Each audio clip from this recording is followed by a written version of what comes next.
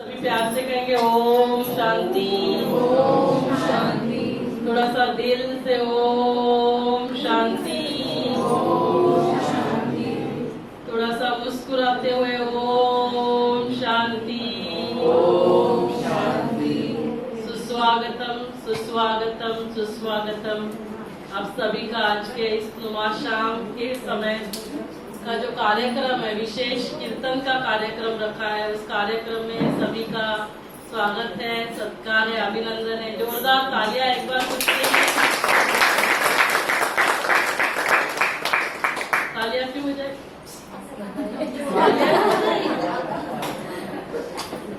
तालियां क्यों बजाई? तालियां ना उन लोगों के लिए बजाई जाती है जो विशेष होते हैं, जो महान होते हैं। तो आपको लगता है आप विशेष आत्माएं हो? जरूर है। लगता है सभी को? यस। क्यों विशेष है? देखो, एक बार नहीं, दो बार कीर्तन सुनने का आपको है ना भाग्य बन रहा है, परम सौभाग्य।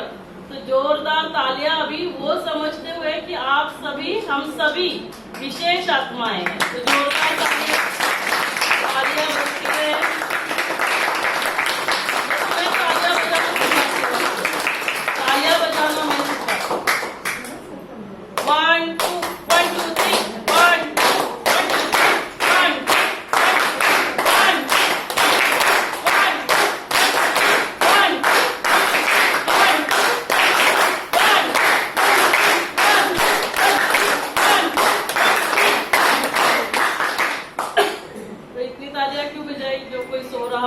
भोजन हो गया है ना, नींद भी नहीं हुई तो सभी जग जाएंगे। एक्यूप्रेशर, बिल्कुल। तो हमारे बीच में भक्ति बहन जो है ना, वो एक्यूप्रेशर की भी तज्ञ है, एक्सपर्ट है। समय देखते हुए हम थोड़ा सा उसके बारे में भी देखेंगे।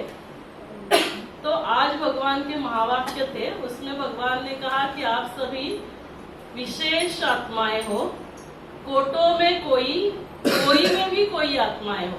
तो ये मैं नहीं बोल रही हूँ, ये कौन बोल रहा है? स्वयं भगवान निराकार परमपिता परमात्मा, जो हम सभी आत्माओं का पिता है। और वो इस धरा पर आता है, जैसे उसने वायदा किया है, यदा यदा ही धर्मस्य ग्लानिर्भवति भारत। जब जब इस धरा पर अधर्म की आती होती है और धर्म की अति ग्लानि होती है, तो कौन से धर्म की बात होती है? कौन से धर्म की? क्योंकि वो निराकार है, उसको तो शरीर ही नहीं है, तो उसको दिखाई नहीं देता। शरीर ही नहीं दिखाई दे रहा है तो हिंदू मुस्लिम सिख ईसाई भी नहीं दिखाई दे रहा है, तो उसको कौन से धर्म की वो बात करता है? वो धर्म को कहते हैं स्वधर्म, उसको कहते हैं स्वभाव। जब हम कहते हैं स्वभाव माना किसका भाव बताइए? स्वभाव माना किसका भाव? नीता बताइए। स्वभाव माना किसका भाव? स्व माना क्या? स्वतः, खुद। तो कौन है आप सभी? स्व कौन है? खुद कौन है? हम ये शरीर नहीं है। क्यों समझना ये जरूरी है? क्योंकि जो गन्ना है ना, उसका स्वभाव क्या है? उसका स्वभाव क्या है? मिठास। वो कभी बोलता है क्या? वो नहीं बोलता है मेरा स्वभाव मिठास है, कितना भी आप मुझे है ना मरोड़ दो तो भी मैं मेरा स्वभाव नहीं छोड़ूंगा। तो मेरा स्वभाव क्या है? मेरा स्वभाव है शांति, मेरा स्वभाव है खुशी, मेरा स्वभाव है प्यार, मेरा स्वभाव है सुख। तो हम क्या करते हैं ना, 90% टाइम इसमें रहते हैं। थोड़ा सा कभी कभी भूल जाते हैं, बहुत काम का प्रेशर आया, इसने ये कहा, उसने वो कहा, तो हम क्या करते हैं? स्वभाव से थोड़ा दूर हो जाते हैं। और ये सब मैं इसीलिए बता रही हूँ क्योंकि उस स्थिति में स्थित होना। हेल्दी को हिंदी में क्या बोलते हैं बताइए? हेल्दी का ट्रांसलेशन करें। हेल्दी स्वस्थ। स्वस्थ माना क्या? स्व स्थिति में स्थित होना ही स्वस्थ है। यदि डॉक्टर्स को ये समझ में आया ना, तो हमारे सब जो है ना, वो सभी स्वस्थ हो जाएंगे। लेकिन स्वस्थ को हमने समझा ही नहीं, ना ही हम इंग्लिश में क्या बोलते हैं? सेल्फ कॉन्फिडेंस को हिंदी में ट्रांसलेट करो सेल्फ कॉन्फिडेंस। आत्मविश्वास। किसका विश्वास? हम क्या बोलते हैं? Om you should have self respect, self confidence, self esteem. लेकिन ओम को सेल्फ ही नहीं पता तो कॉन्फिडेंस कहाँ से आएगा फिर? तो सेल्फ कॉन्फिडेंस हम बोलते हैं ना, you should have self confidence, लेकिन फिर उसका सेल्फ, तो सेल्फ क्या है बताइए? सेल्फ क्या है? spiritual energy in light form, SELF, spiritual energy in light form। और इसीलिए हम सभी ज्योति जगाते हैं, दिया जगाते हैं, ज्योति सदा जगती रहे, लाइट चलती रहे। तो ये समझना इसीलिए जरूरी है क्योंकि उसको हम समझेंगे ना तो पूरा जीवन जो है ना वो हमारा बहुत इजी हो जाता है, कोई मुश्किल नहीं, मेहनत ही नहीं है, सब कुछ इजीली हो जाता है। सुबह से देखो अभी कुछ कितना सारा प्रोग्राम हो रहा है, कितना कुछ हो रहा है। अभी डिलीवरी भी करके आए, अभी मैं गई थी डिलीवरी करके आई, आपको लग रहा है वहां से डिलीवरी करके यहाँ आ गए बैठे, तो एकदम क्या हो जाता है, लाइफ जो है वो इजी हो जाता है। तो हमारा लाइफ कैसे होना चाहिए, इजी, है ना, दिस इज नहीं होना चाहिए लाइफ में। यदि दिस इज ना, इज से आप डिस हो गए और डिस और इज को ज्वाइन करो, क्या बनता है बताइए, डिस और इज को ज्वाइन कर लीजिए, क्या बनेगा फिर, क्या बनता है। तो आज से क्या करेंगे, एकदम हल्के रहेंगे। तो आप सभी को हल्का करने के लिए, इजी रखने के लिए हमारे बीच में भक्तिताई बड़वे और ज्ञानेश्वर दादा बड़वे आए हैं। जोरदार तालियों से उनका स्वागत करो। अभी सभी बैठ जाए, थोड़ा सा कीर्तन सुनेंगे, फिर आप प्रसाद लेना। अंशिका के लिए जोरदार तालियां बजाइए। आइए अंशिका मिश्रा हमारे बीच में है, सेजल भी उसका स्वागत करेगी। अंशिका एक विशेष परमात्मा का बच्चा है, वो राइफल शूटिंग करती है और राइफल शूटिंग में वो स्टेट नहीं नेशनल लेवल तक गई है। तो आपको है ना इनके हाथों से आपका हम सत्कार करते हैं, स्वागत करते हैं, अभिनंदन करते हैं। अंशिका मिश्रा, उसकी मम्मी भी आ जाएगी। आ जाओ संजना, आ जाओ संजना, आ जाओ बेटा, ऊपर आ जाइए, आ जाइए। तो सेजल आपको देगी और इनके हाथों से भी, क्योंकि सेजल भी एक विशेष बच्चा है ना, गवर्नमेंट मेडिकल कॉलेज में एमडी के लिए एडमिशन मिला। तो तालियां बजती है, तालियां कभी होनी चाहिए। अभी अंशिका भोपाल से नेशनल्स खेल के आई है, बाद में हम उसका भी अनुभव सुनेंगे।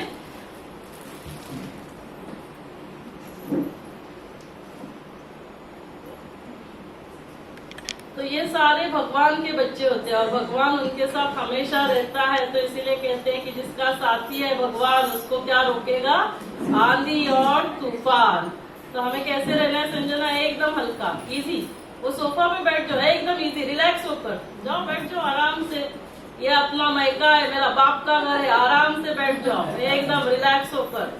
बस चाहिए तो वो फैन वहाँ पे लगाकर ऑन कर दो, इनको थोड़ा एसी सूट नहीं होता है तो हमने फैन लगा दिया है। तो हमारे बीच में ये आए हैं, वो सभी कीर्तन करेंगे। अभी हम सभी कीर्तन का लाभ लेंगे और कीर्तन का लाभ इस रीति से लेना है कि हम सभी को कीर्तन योग्य बनना है ना, कि हमारा कोई कीर्तन करे।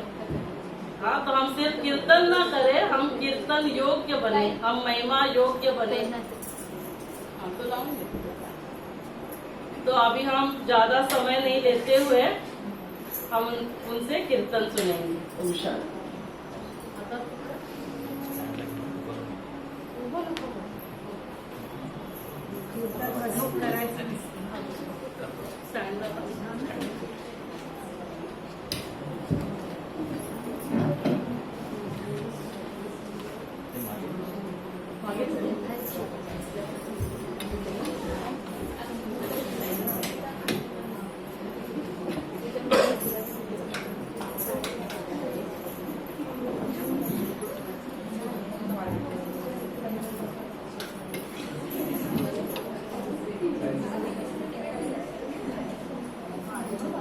मध्ये मध्ये पॉज करत नाही, सगळं असं चालू असताना तू आणि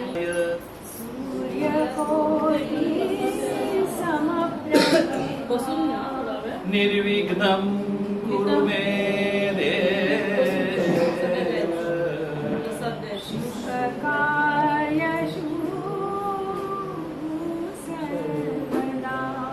मोरया मोरया रमी बाळपाने,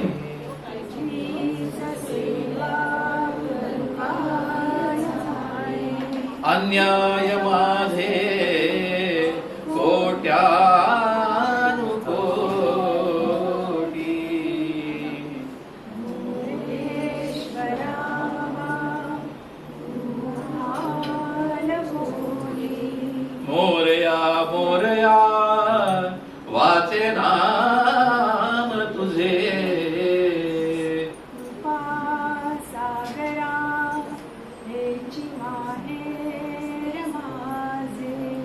तुझी सोंडही वाकुडी एकदंता मला बुद्धी दे मोरया ज्ञानवंता श्री गजानन जय गजानन जय जय गजानन मोरया श्री गजानन बोला जय गजानन जय जय गजानन मोरया श्री गजानन जय गजानन जय जय गजानन मोरया श्री गजानन जय गजानन श्री गजानन जय गजानन जय जय गजानन मोरया श्री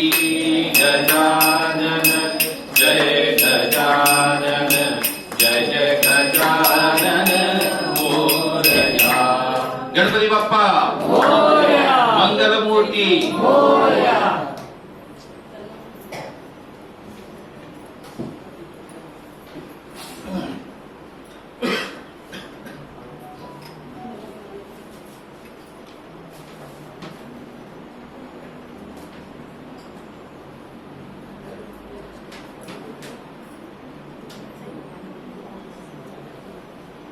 काय केलं आता काय केलं आपण गणेश वंदना का केली कुठल्याही कार्यक्रमाची सुरुवात जी आहे ती गणपतीच्या स्तवनाने करायची स्तवन काय आहे वक्रतुंड वक्रतुंड म्हणजे काय वक्रतुंड म्हणजे काय वाकड्या तोंडात तुंड म्हणजे सुंडपणा आणि तोंडपणा कारण वक्रतुंड महाकाय सूर्यकोटी समप्रभ सोंडपणा आहे आणि तुंडपणा म्हणतो आपण कोणाला वाकड्या तोंडाचा म्हणतो का म्हणतो महाकाय सूर्यकोटी समप्रभ ऍक्च्युली आपल्या भक्ती मार्गातली गंमत ही आहे की प्रत्येक गोष्टी जर का त्याच्या मुळापर्यंत नाही गेलं तर ती गोष्ट समजत असते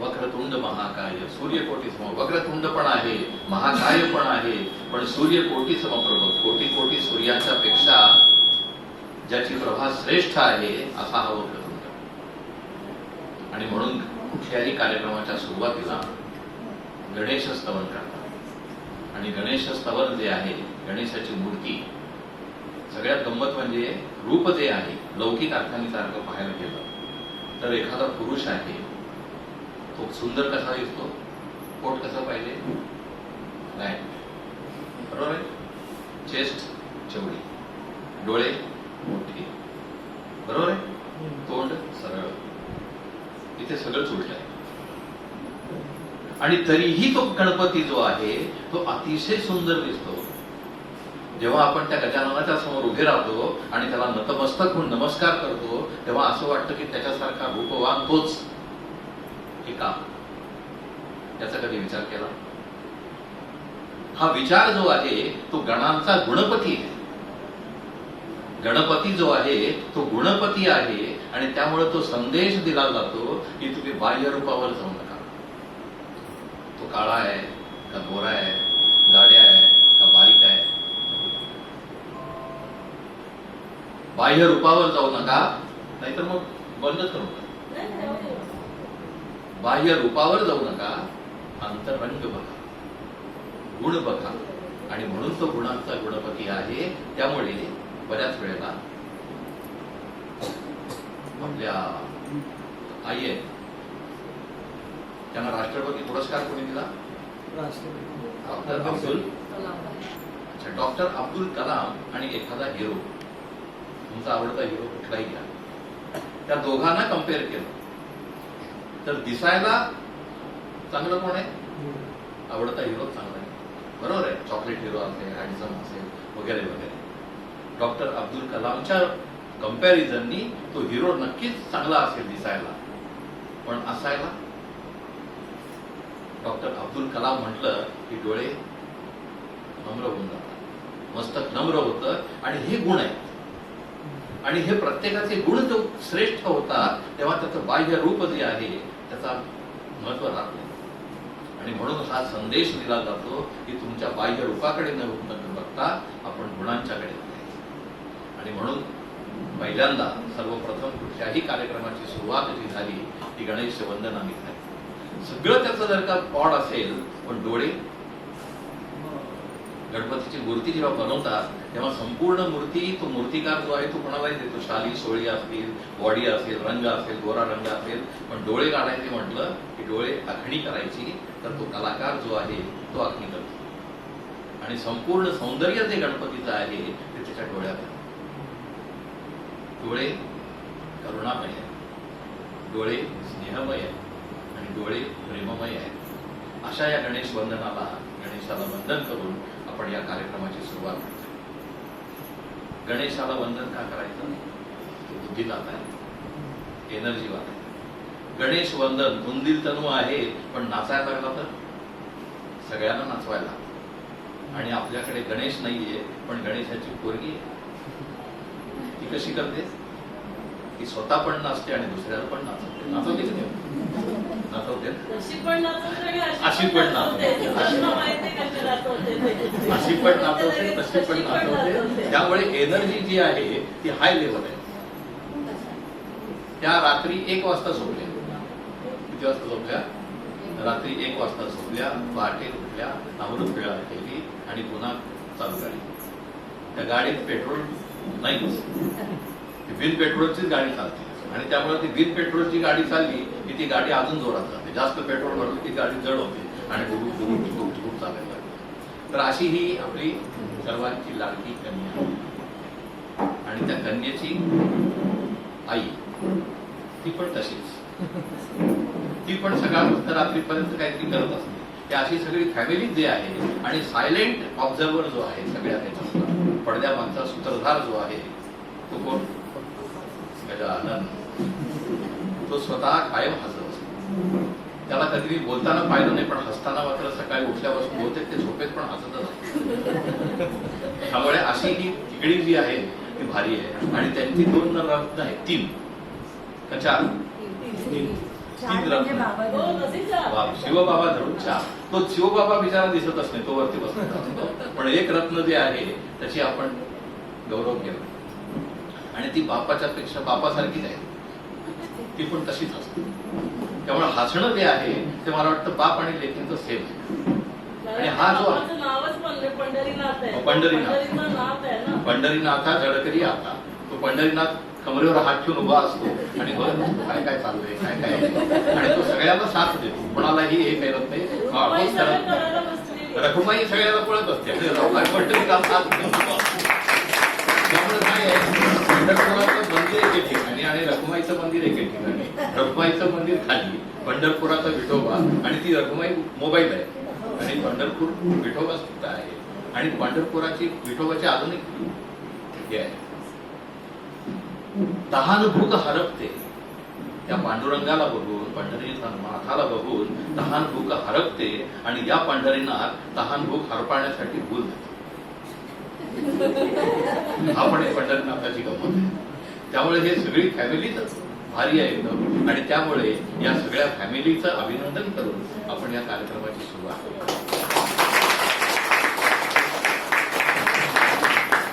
प्रथम वंदन केलं आपण गणपतीला. आता आरंभ करायचा आहे, कीर्तनाचा आरंभ करायचा आहे. आणि तो आरंभ हा प्रभू रामचंद्र त्यांचं स्मरण करून, त्यांना वंदन करून करायचा आहे. बोलो सियावर रामचंद्र की जय, पवन पुत्र हनुमान की जय. आरंभी वंदीन अयोध्येचा राजा, आरंभी वंदीन अयोध्येचा राजा. भक्ताची काजा, भक्ताची काजा पावन करते. आरंभी वंदीन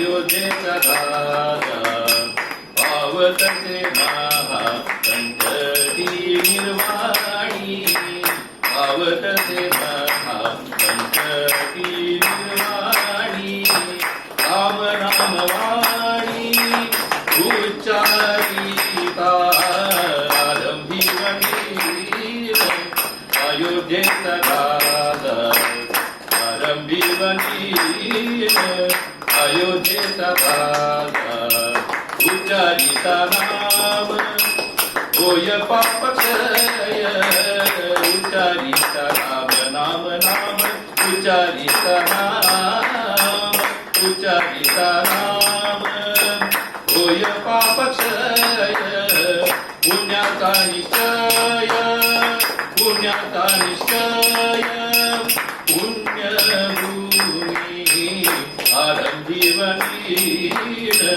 अयोध्येचा राजा आरंभी वनीर अयोध्येचा राजा पुण्यभूमी पुण्यवंतासी आठवे पुण्यभूमी पुण्यवंतासी आठवे पापिया नठवे काही केल्या आरंभी वनीर अयोध्येचा राजा आरंभी वनीर अयोध्येचा राजा काही केल्या तुझे मन पालटेरा मन पालटेरा काही केल्या तुझे मन पालटेरा मन पालटेरा मन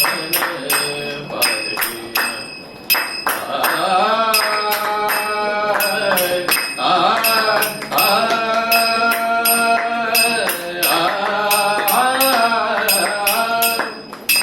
काही केला तुझे मन पालटेना मन पालटेना दास म्हणे जना दास म्हणे जना सावधान आरंभी वनीर अयोध्येचा राजा आरंभी वनीर अयोध्येचा राजा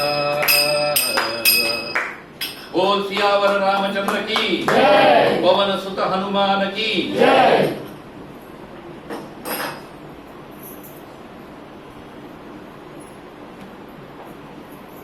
आरंभी वंदिना अयोध्येचा राजा कुठला राजा राजे बरेच असतात कोण आईचा राजा असतो राजा बेटा असतो आणि कोण गावाचा राजा असतो कोण खेड्याचा राजा असतं कोण तालुक्याचा राजा असतं कोण देशाचा राजा असतं पण हा अयोध्येचा राजा आहे अयोध्या कशी आहे अयोध्या जिथे युद्ध नाही ती अयोध्या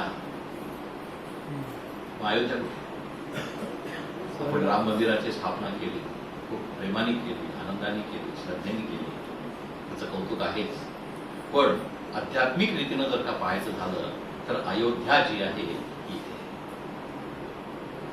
इथे युद्ध आहे राम रावणाचं जसं युद्ध आहे तसं असुर आणि देवतांचं पण युद्ध आहे आणि हे युद्ध जेव्हा थांबतं तेव्हा ती अयोध्या होते आणि त्या अयोध्येचा राजा जो आहे तो राम आणि त्या रामाचं वर्णन समर्थ रामदास स्वामींनी केलेलं आहे आणि समर्थ रामदास स्वामी सुरुवातीला म्हणतात आरंभी वंदिना अयोध्येचा राजा का भक्ताची या काजा पावत असत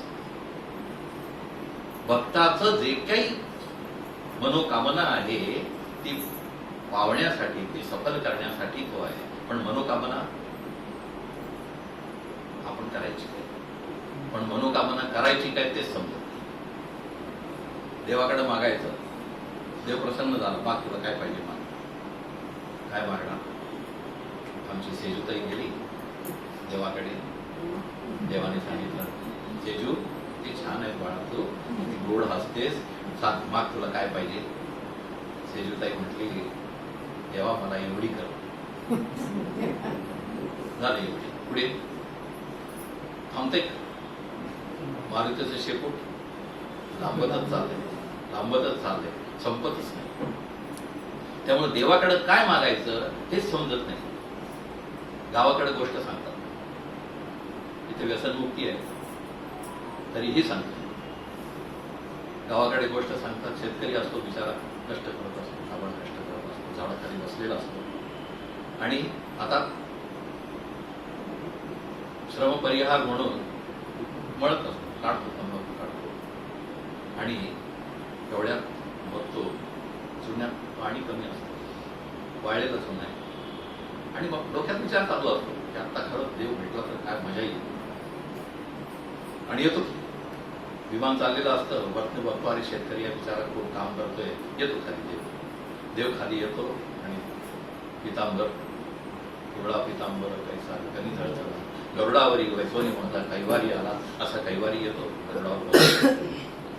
शेतकऱ्याला म्हणतो माग, तुला काय पाहिजे, आज तुझ्यावर प्रसन्न आहे. आता देव कधी असा बोलावल्यावर खाली येतो याच्यावर कोणाचा विश्वास आहे? मग कशाला बोलावलं? कुठं गेला रे, तुला काय समजतं का नाही, मी कुठं बसले बघ, मला मदतीला ये रे करून बोलावतात. पण तो खराच आला की बोबडी वळते. बरोबर आहे. एखादा व्यक्ती असतो, जवळचा असतो, गेल्यावर काय होतं, तुझ्या विना कसं जगू असं म्हणायला लागतो. त्याला वाटतं खरंच आपण जाऊन एकदा दर्शन देऊन द्यावं. रात्री 12 वाजता टकटक होती, दरवाजा उघडल्यावर तो समोर, आनंद वाटतो. प्रेम कुणावर? शरीरावर का आत्म्यावर? तसा हा शेतकऱ्याच्या समोर गरुडावरी बैसोनी माझा कैवारी आला, उभा राहिला आणि म्हटलं माग, तुला काय पाहिजे माग. गोंधळून गेला. आता काय मागायचं बरंच विचार केलेला होता, पण ऐन वेळेला आठवलं नाही. तो म्हटलं देवा काय झालं, चुना जरा वाळलाय, थोडंसं वाईट पाणी टाकते. देव म्हटला तसा असतो. काय झाला, ओल्या सुक्याचा ओला झाला, बाकी काही झालं नाही. आपल्याकडे देवाकडे काय मागायचं हेच समजत नाही आणि म्हणून संत म्हणतात, मागणे ते एक तुझं प्रती आहे, देशी तरी पाहे पांडुरंगा, या संतासी निर्वी हेच मज देई आणि की तुझे काही न मागू देवा. तुका म्हणे आता उदार तो होई, मज ठेवी पायी संतांची या. संतांच्या पायाक्षी काच जायचं, कारण संतांचे संगती मनोमार्गे गती, आकळावा श्रीपती येणे पंथी. रामकृष्ण वाचा, भाव हा जीवाचा आणि आत्मा जो शिवाचा राम जप. काय सांगितलं ज्ञान? ब्रह्माकुमारीचं ज्ञान जे आहे ते भक्ती मार्गात असे मोती वेचायला लागतात तर ते ज्ञान समजतं. आत्मा जो शिवाचा राम जप, हा शिवाचा जो राम आहे, आत्म्याचा राम जो शिव आहे त्याला जपा. आणि असा हा राम, त्यामुळे राम कोण आहे? आत्म्याचा राम आहे.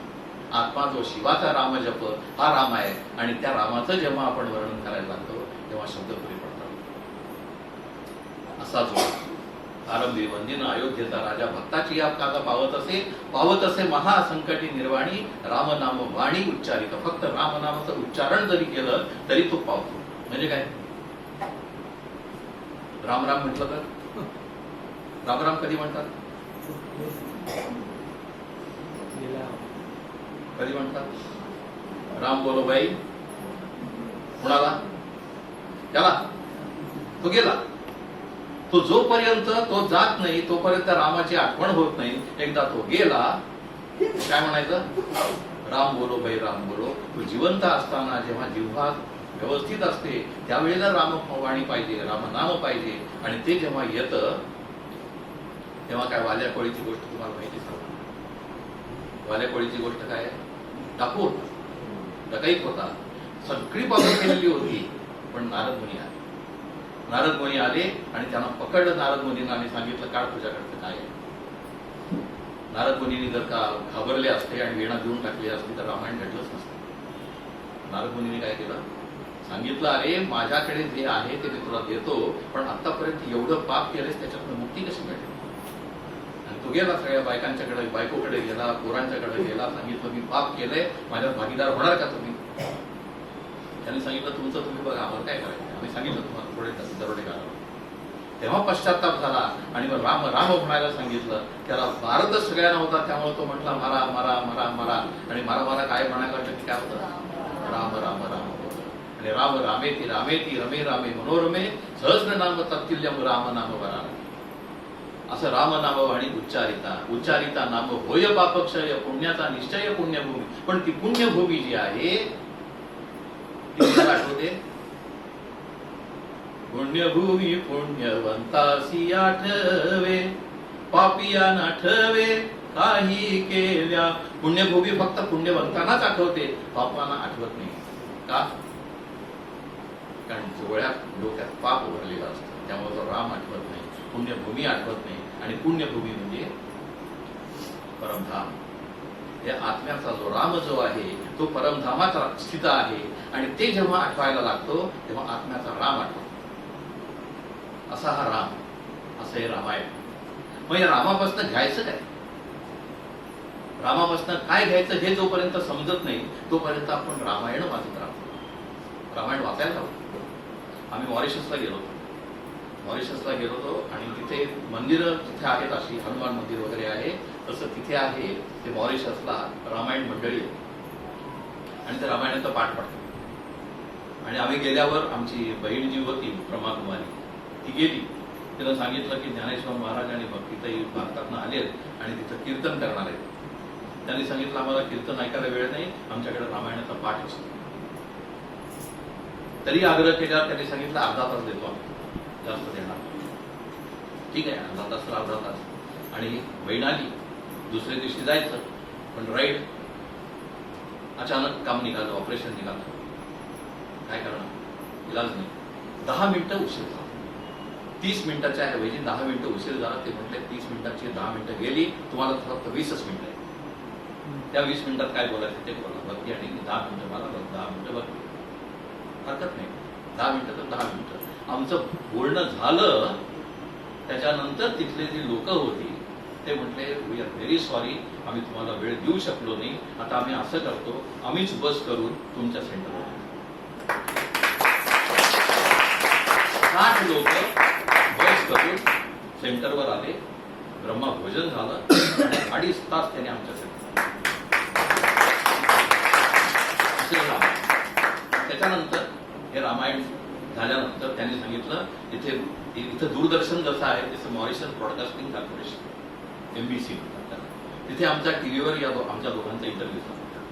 त्याच्यात काय सांगितलं म्हणजे रामायणात काय बघायचं. रामायणात बघायचं कारण तिथल्या मुख्य मॉरिशसच्या लोकांचं हे म्हणणं होतं की ते जेव्हा मॉरिशसला आले तेव्हा काही लोक, ब्रिटिश लोक त्यांना फसवून घेऊन त्यांना सांगितलं मातीत सोनं मिळतं आणि सोनं मिळतं, तुम्ही सोनं मिळेल तुम्हाला, चला म्हणून फसवून सगळ्यांनी घेऊन गेले. मोस्टली सगळे बंगाल, नॉर्थ, बिहार या साईडची लोक होती. आणि ते गेले असे सोनं मिळतं म्हणून. आणि गेल्यावर परतीच्या वाटा बंद झाल्या आणि ऊस तोडणी कामगार म्हणून त्यांना. पण बरोबर रामायण होतं आणि त्या रामायणावर त्यांनी जीवन काढलं. त्यामुळे रामायणावर अपार श्रद्धा होती. जशी आपल्या सर्वांची श्रद्धा आहे तशी त्यांची पण होती. पण त्यांचं दुःख हे होतं की आता नवीन पिढी जी आहे ती रामायण वाचत नाही. आणि ती कशी वाचेल हे मला समजलं. आणि तेव्हा मी त्यांना सांगितलं की जेव्हा आपण नवीन पिढीला त्याचं मर्म समजून सांगत नाही, गुह्य रहस्य समजून सांगत नाही, तोपर्यंत सगळी गडबड. आता बघा रामायणात एखादा जो रामायणाचा श्रद्धा आहे तो सांगतो मुलाला की तो रामायण वाच. मुलगा मॅनेजमेंटचा गुरु आहे, मॅनेजमेंट करणार आहे, MBA, बरोबर आहे, MBA करणार आहे. तो सांगतो पप्पा रामायणात काय आहे, काय आहे रामायणात मुख्य रूपाने. रामाची सीता कोण घेऊन जातात, रावण घेऊन जातो. रावण घेऊन जातो, रामाचं युद्ध होतं आणि Sita, moral of the story, रामाला सीता परत मिळाली. पोरग विचारतं पप्पा रामाला सीता परत मिळाली, मला काय मिळालं. तर पप्पा काय म्हणणार, काय फार शिंग फुटली का तुला MBA करायला लागला म्हणून, असं उलट बोलतो का, पाप लागेल, बरोबर आहे. आणि मारून मुटकून जर का त्याला सांगितलं तू रामायण वाच तर त्याची बुद्धी राहील का त्याच्यात. पण त्याला त्याच्या कलानी समजून सांगायला पाहिजे आणि युक्तीने समजून सांगायला पाहिजे. रामातला राम जोपर्यंत समजत नाही तोपर्यंत जीवनात आराम मिळतो. त्यामुळे त्यांनी सांगितलं मी त्यांना म्हटलं तुम्ही मॅनेजमेंटच्या पॉईंट ऑफ व्ह्यू त्यांना सांगा. रामायण हे मॅनेजमेंटचं अत्यंत उत्तम शास्त्र आहे. कसं काय शास्त्र आहे? उदाहरण, रामाची सीता जेव्हा रावण घेऊन गेला तेव्हा काय होतं परिस्थिती? जस्ट पिक्चर ड्रॉ करा. मारीचाने काय केलं? लक्ष्मणा धाव म्हणून ओरडायला लागला आणि सीतेला वाटलं की बहुतेक रामाला बाण लागला, राम संकटात आहे आणि त्यांनी सांगितलं लक्ष्मणा तू जा, आत्ताच्या आत्ता जा. लक्ष्मण नाही म्हटलं. मग अत्यंत सांगितलं की नाही तुझी नजरच माझ्यावर चुकीची वाईट आहे, हे जेव्हा सांगायला लागला तेव्हा त्याचं हृदय पालटलं आणि त्यांनी लक्ष्मण रेखा आखली आणि तो गेला. चूक आहे कोणाची? पण मॅनेजमेंटच्या दृष्टीने सिक्युरिटी पोस्ट आहे बॉर्डरवर. मिलिटरीचा माणूस ऑफिसर बसलाय, गार्ड बसलाय, जवान बसलाय, त्याला सांगितले सिक्युरिटी पोस्ट कुठल्याही परिस्थितीत सोडायची नाही. त्याला फोन आला, हो ते साहेबांनी सांगितलं जरा चहा घेऊन या किंवा अजून काहीतरी महत्वाचं काम आहे हे करून घ्या, साहेबांची ऑर्डर आहे ताबडतोब निघा. जाईल. जोपर्यंत ज्यानं सांगितलंय इथं सिक्युरिटी पोस्टला उभा राहा, तो जोपर्यंत सांगत नाही, जोपर्यंत रिलीव्ह होत नाही, तोपर्यंत तो जाऊ शकत नाही. बरोबर आहे? मॅनेजमेंटचा रोल डिफेन्सचा रोल आहे. इथे काय झालं? इथे गडबड झाली. लक्ष्मण बुद्धीत संशय दुसऱ्याचा आला म्हणून त्याच्या पण आला किंवा असहाय्य झाला. परिस्थितीजन्य अशी परिस्थिती होती की तो जाऊ शकला नाही, राहू शकला नाही, त्याला निघून जाईल. मग काय झालं पुढे? म्हणजे कल्प्रिट जर का सिक्युरिटी पॉइंट ऑफ व्ह्यू बघायला गेलं तर एकच आहे, तो कोण? भले परिस्थिती वेगळी होती पण जर का सिक्युरिटी पॉइंट ऑफ व्ह्यू बघायला गेलं तर लक्ष्मण हा म्हणू शकतो. बरोबर आहे? पण मॅनेजमेंट पॉइंट ऑफ व्ह्यू बघायचं झालं तर ठीक आहे, चूक झाली त्याच्यानंतर त्याला खूप फायर केलं, काही उपयोग आहे? चूक येणार आहे परत. मॅनेजमेंटचा पॉइंट ऑफ व्ह्यू काय आहे? If somebody is committing mistake, don't fire, try to find out options, try to find out solutions. Prabhu Ramchandra management guru त्यांनी काय केलं? लक्ष्मणाकडनं चूक झाली असेल पण त्यांना फायर केलं नाही. त्यांनी सांगितलं आपण ऑप्शन्स करू. ऑप्शन काय काय होते? ऑप्शन काय होते? एक ऑप्शन होता भरत, राजा भरत भाऊच तो आला था, दादा परत चल अयोध्येला. दादा परत यायला तयार नाही आणि म्हटल्यावर काय केलं त्यांनी? निदान तुझ्या पादुका दे आणि मी पादुका घेऊन जातो आणि सिंहासनावर पादुका ठेवून त्यांची पूजा केली.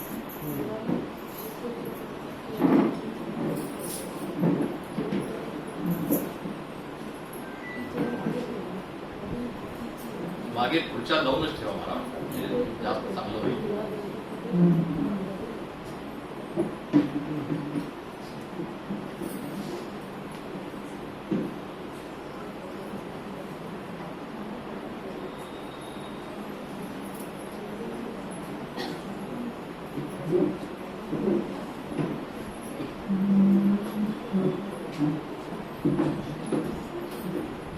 तर भरताने सांगितलेलं होतं की आपण ऑप्शन आहे, कधीही मला गरज लागली तर मला सांगा, मी मदतीला यायला तयार आहे.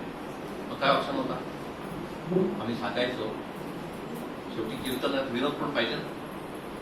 मग त्यांनी सांगितलं, रामाने फोन केला मोबाईलवर, सांगितलं भरता असा असा प्रॉब्लेम आहे, I have a problem, what to do, fix the problem. काय करायचं? अयोध्येची सेना होती, मोठं राज्य होतं, तर काय करायचं?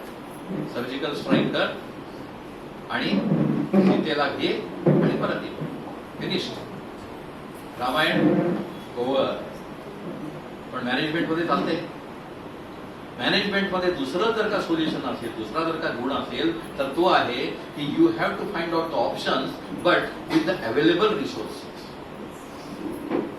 मैं बहुत अच्छा मैनेजर हूं, मुझे अच्छे अच्छे हैंड्स दे दो, फिर मैं मैनेज करूंगा. फिर क्या मैनेज करोगे? तो हैंड्स ही करने वाले.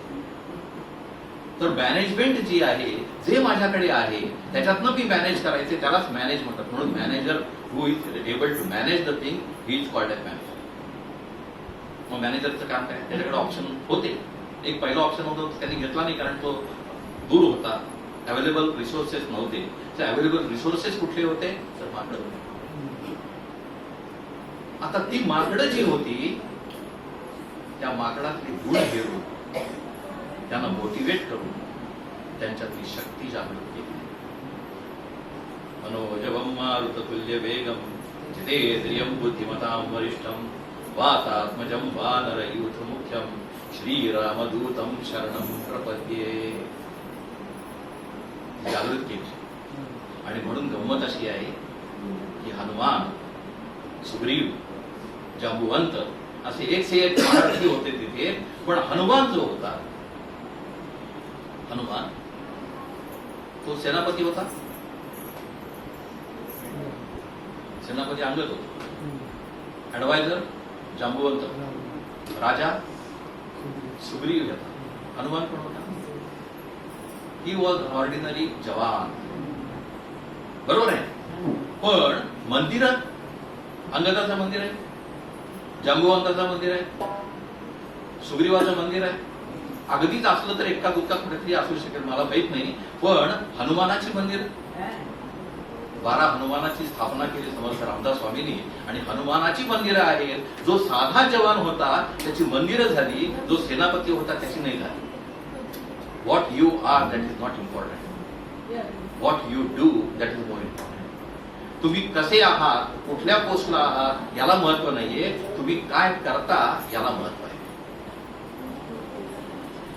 आणि त्यामुळे आपण हनुमानाचं जे मंदिर करतो, मॅनेजमेंट पॉइंट ऑफ व्ह्यू हे जे बघायचं झालं,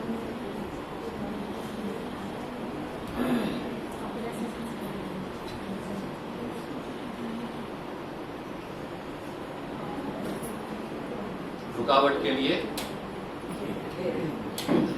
रुकावट सोडून द्या, नाही होत सोडून द्या, डिस्टर्ब नका.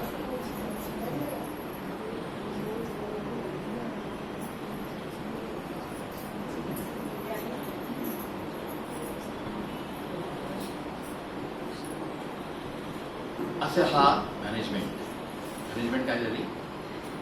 एखाद्या व्यक्तीला मोटिवेट कसं करायचं त्याचा आदर्श नमुना जो आहे तो रामायणात. आणि हे जेव्हा मला समजतं, हे जेव्हा मोटिवेट करून मग समुद्र जो आहे तो लागला. आता समुद्र जेव्हा पार करायचा होता तेव्हा हनुमान म्हटला, मी कशी काय पार करता.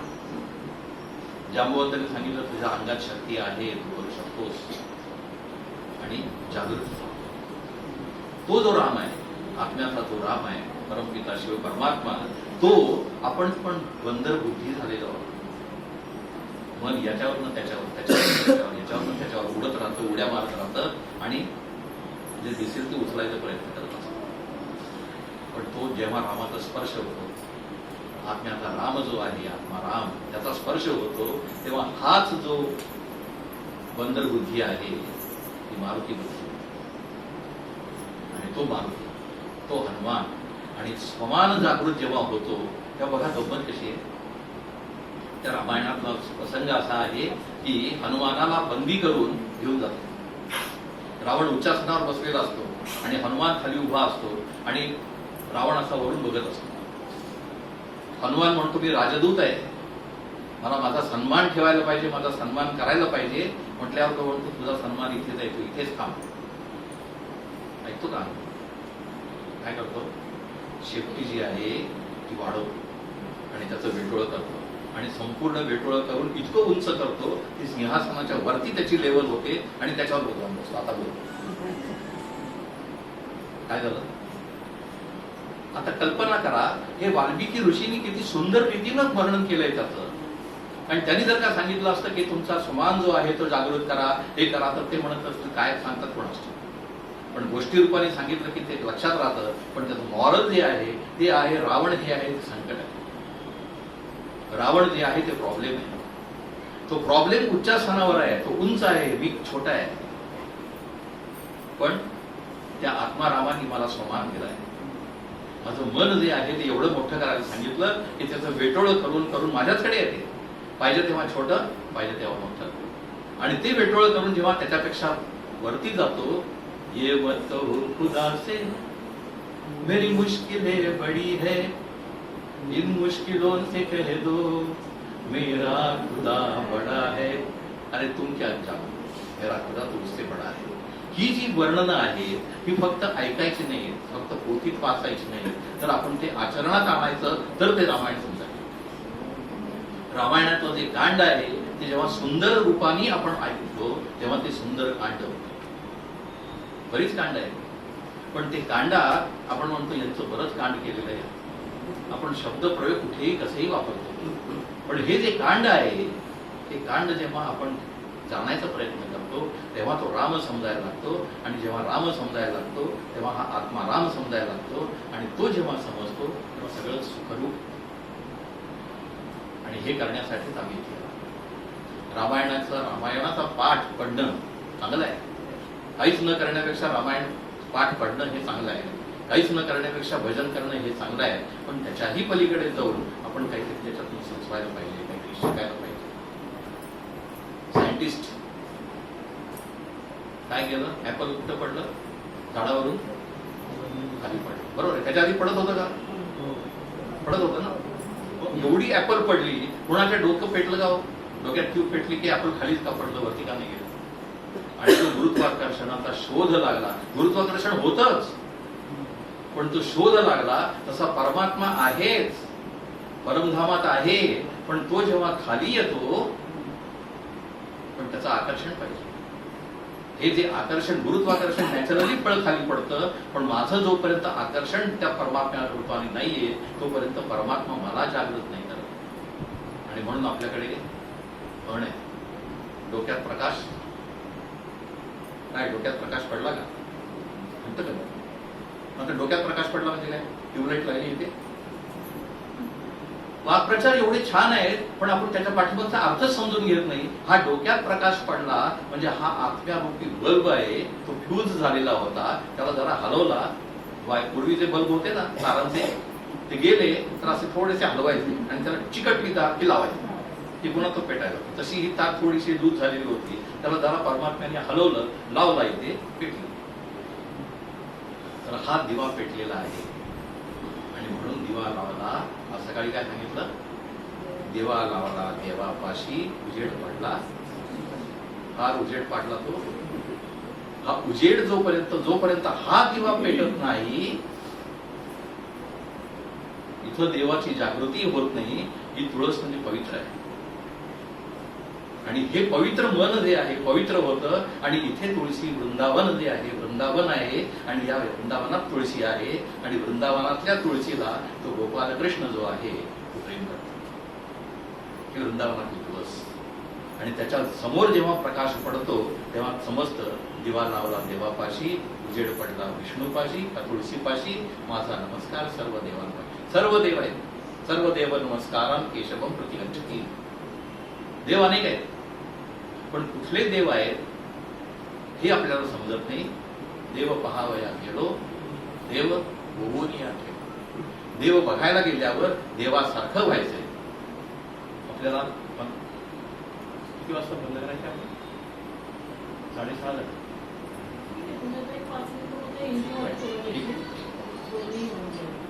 तर आपण आता हा देव कसा व्हायचा, देवासारखं कसं व्हायचं ते भक्ती सांगेल.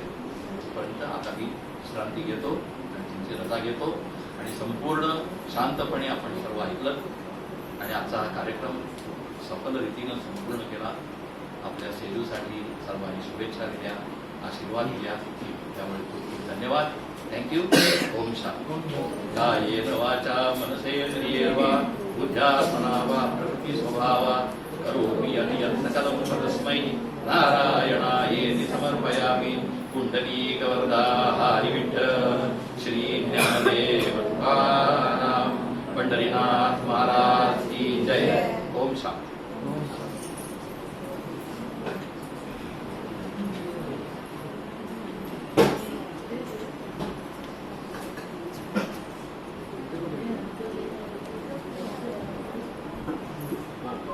अभी थोड़ा हिंदी में लीजिए, क्योंकि हिंदी भी है, थोड़ा सा हिंदी में. अभी मराठी में थोड़ा सा भी ना, ये थोड़ा हिंदी में. नहीं, काही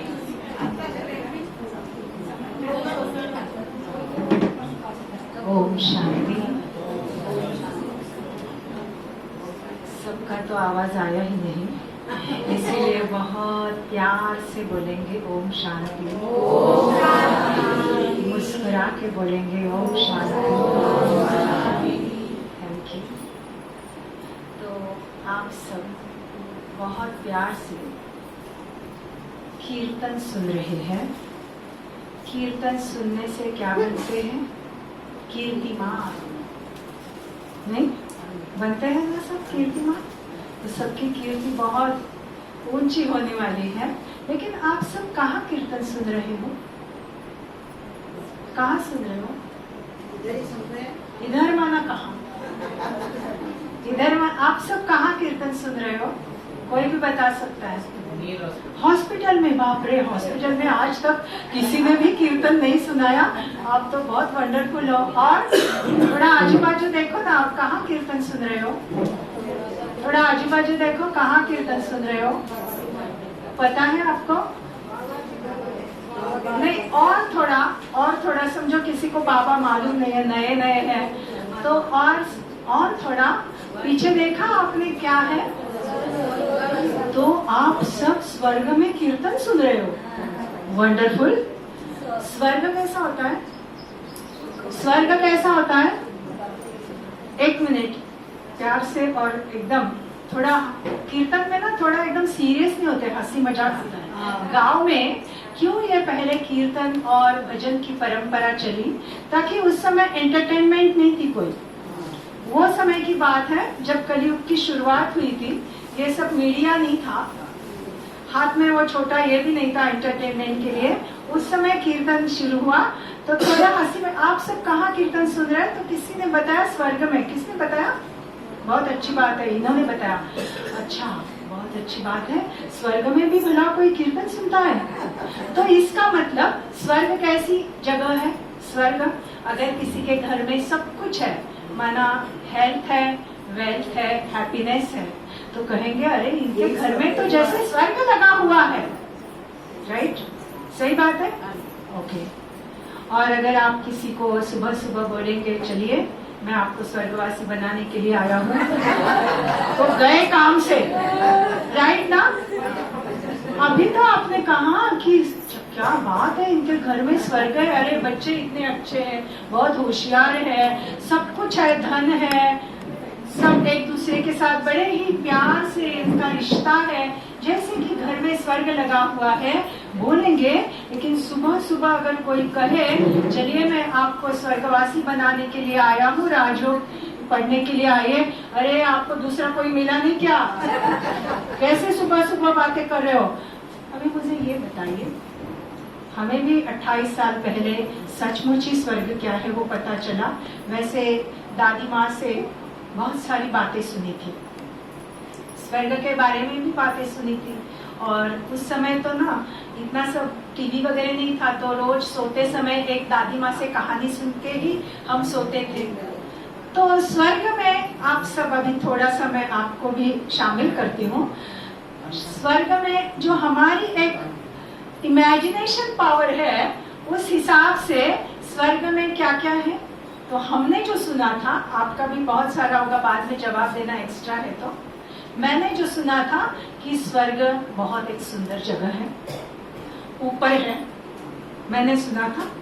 फिर तीसरा, स्वर्ग में अप्सरा और रंभा और मेनका होती है, और वो कोई खाना नहीं बनाती, ब्रह्मा भोजन वगैरह, वो हमेशा ही क्या करती है? डांस, नृत्य करती है, नृत्य कहना चाहिए। स्वर्ग में अप्सरा, रंभा, मेनका क्या करती है? नृत्य करती है, और बाकी सब अमृत पान करते हैं। इतनी ही स्वर्ग की मेरी इतनी ही कल्पना थी। आप सबकी कुछ और है? यही बस हो गया, स्वर्ग इतना ही। और आज आप अगर पीछे देखेंगे मुड़ के, क्योंकि ये जो घर है या हॉस्पिटल तो मैं नहीं कहूँगी, लेकिन इस रीति से मैं बोल रही हूँ कि यहाँ स्वर्ग लगा पड़ा है। माना प्यार का जो रिलेशन है उससे भी, क्योंकि जहाँ प्यार होता है, जहाँ स्नेह होता है, वो स्वर्ग है। राइट? केवल सजा सजाया घर स्वर्ग नहीं हो सकता। इंटीरियर डेकोरेशन अगर बहुत अच्छा है तो वो स्वर्ग नहीं हो सकता। लेकिन जहाँ एक दूसरे के प्रति बहुत स्नेह है, एक दूसरे के लिए बहुत कुछ देने के लिए, देना माना पैसे की बात नहीं है, समय देना, भावनाएं देना, ये जहाँ है वहाँ क्या होता है, इसको ही स्वर्ग कहेंगे ना, क्योंकि स्वर्ग माना ऐसी एक सुहानी जगह जहाँ हॉस्पिटैलिटी होती है। इसी यस हॉस्पिटल में स्वर्ग यस बताया हुआ है। वो बाद में बोलने वाली थी मैं, तो वहाँ स्वर्ग होता है। तो यहाँ हॉस्पिटल के रीति से हॉस्पिटैलिटी भी है। लेकिन सचमुच मैं समझती हूँ, मैंने ऐसा हॉस्पिटल कभी भी नहीं देखा था जहाँ सचमुच भी स्वर्ग का सीन बहुत ही सुंदर। किसी ने यहाँ जो बैठे हैं वो पीछे देखा होगा, नहीं देखा है तो फिर से एक बार बहुत ही बारीकी से देखना कि वहाँ जो मूर्तियां हैं उनके भाव कैसे हैं। दरअसल हम इस पर बात कर रहे थे कि हम दिखने में कैसे है, पर्सनालिटी, वो आउटर पर्सनालिटी का महत्व नहीं है, वो कुछ समय तक होगा। लेकिन राजयोग है इनर पर्सनालिटी को डेवलप करने का ब्यूटी पार्लर।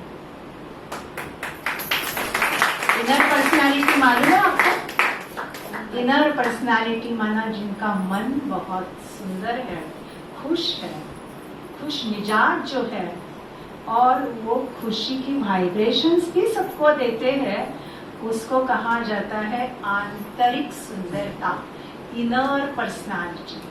तो आप सब न केवल स्वर्ग में बैठे हैं, लेकिन आप एक बहुत सुंदर शुभम ब्यूटी पार्लर में भी आए हो। और सबसे बड़ी बात तो ये है, मैं वैसे कभी लौकिक जीवन में या राजयोग में मैंने ब्यूटी पार्लर की स्टेप नहीं चढ़ी है, लेकिन बच्चों से तो बहुत कुछ सुना है। तो ब्यूटी पार्लर में काफी सारी देनी पड़ती है ना, फीस क्या बोलेंगे, हाँ चार्जेस। लेकिन इस ब्यूटी पार्लर में आपकी जो इनर पर्सनालिटी, इनर ब्यूटी है, उसके लिए आपको कोई भी चार्जेस देने नहीं है। तो तालियां तो बजाओ। दूसरी बात ये है कि उस पार्लर में समझो कोई गए और बहुत कुछ मेकअप वगैरह किया, जो होता है, कभी कभी बोर्ड में देखा है फेशियल, कुछ दिवाली के समय बहुत सारे बोर्ड्स लगते हैं, कुछ डिस्काउंट वगैरह भी होता है ना। यहाँ बहुत सारे मेरे से प्रतिभावान इस विषय में बैठे हैं। तो फिर वो मेकअप आपने किया, मेकअप किया, और अगर बाहर आने के बाद किसी ने अगर थोड़ा सा भी इंसल्ट किया तो मेक डाउन हो जाता है। नहीं, अभी मेकअप करके आए और आने के बाद, और आजकल तो वैसे भाइयों मना जेंट्स ब्यूटी पार्लर भी निकले हैं, और उनको देख के मैं बोल रही हूँ। लेकिन राजयोग ये ऐसा एक ब्यूटी पार्लर कहूँ जहाँ मन की सुंदरता को जगाया जाता है वो हमारे अंदर ऑलरेडी है, लेकिन मन की सुंदरता को जगाया जाता है, उसको निखारा जाता है, और जगाने के बाद, निखारने के बाद सचमुच ही वो जो मूर्तियां है पीछे, जिसको हमने कहा स्वर्ग है, वैसे इस धरा पर ही क्या आ जाता है, स्वर्ग। लेकिन सबसे पहले स्वर्ग यहाँ आता है। कहाँ स्वर्ग चाहिए? मन में, मन में स्वर्ग चाहिए, जो आज नर्क है। नर्क माना कोई ये नहीं कि जहाँ, नर्क का भी वर्णन सुना था दादी से, वो क्या था, ज्यादा सुनते नहीं थे पर सुना हुआ था ना। नर्क में क्या होता है, असुर रहते हैं, एक दूसरे के साथ झगड़ा करते हैं, नोचते हैं, ऐसा सब।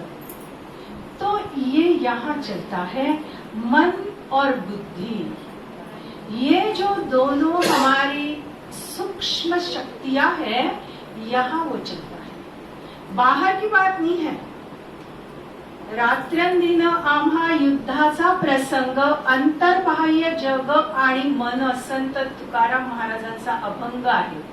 संत तुकाराम महाराज, महाराष्ट्र भूमि जो है वो संतों की भूमि है. तो मैं जब ये सुनती थी तो मुझे बड़ा वंडर लगता था कि संत लोग कहाँ युद्ध करने के लिए गए, है ना. क्योंकि 10th को ये जो पोएम के हिसाब से था रस ग्रहण करने के लिए, और जब मैं बच्चों को पढ़ाती थी तो मुझे बड़ा वंडर लगता था.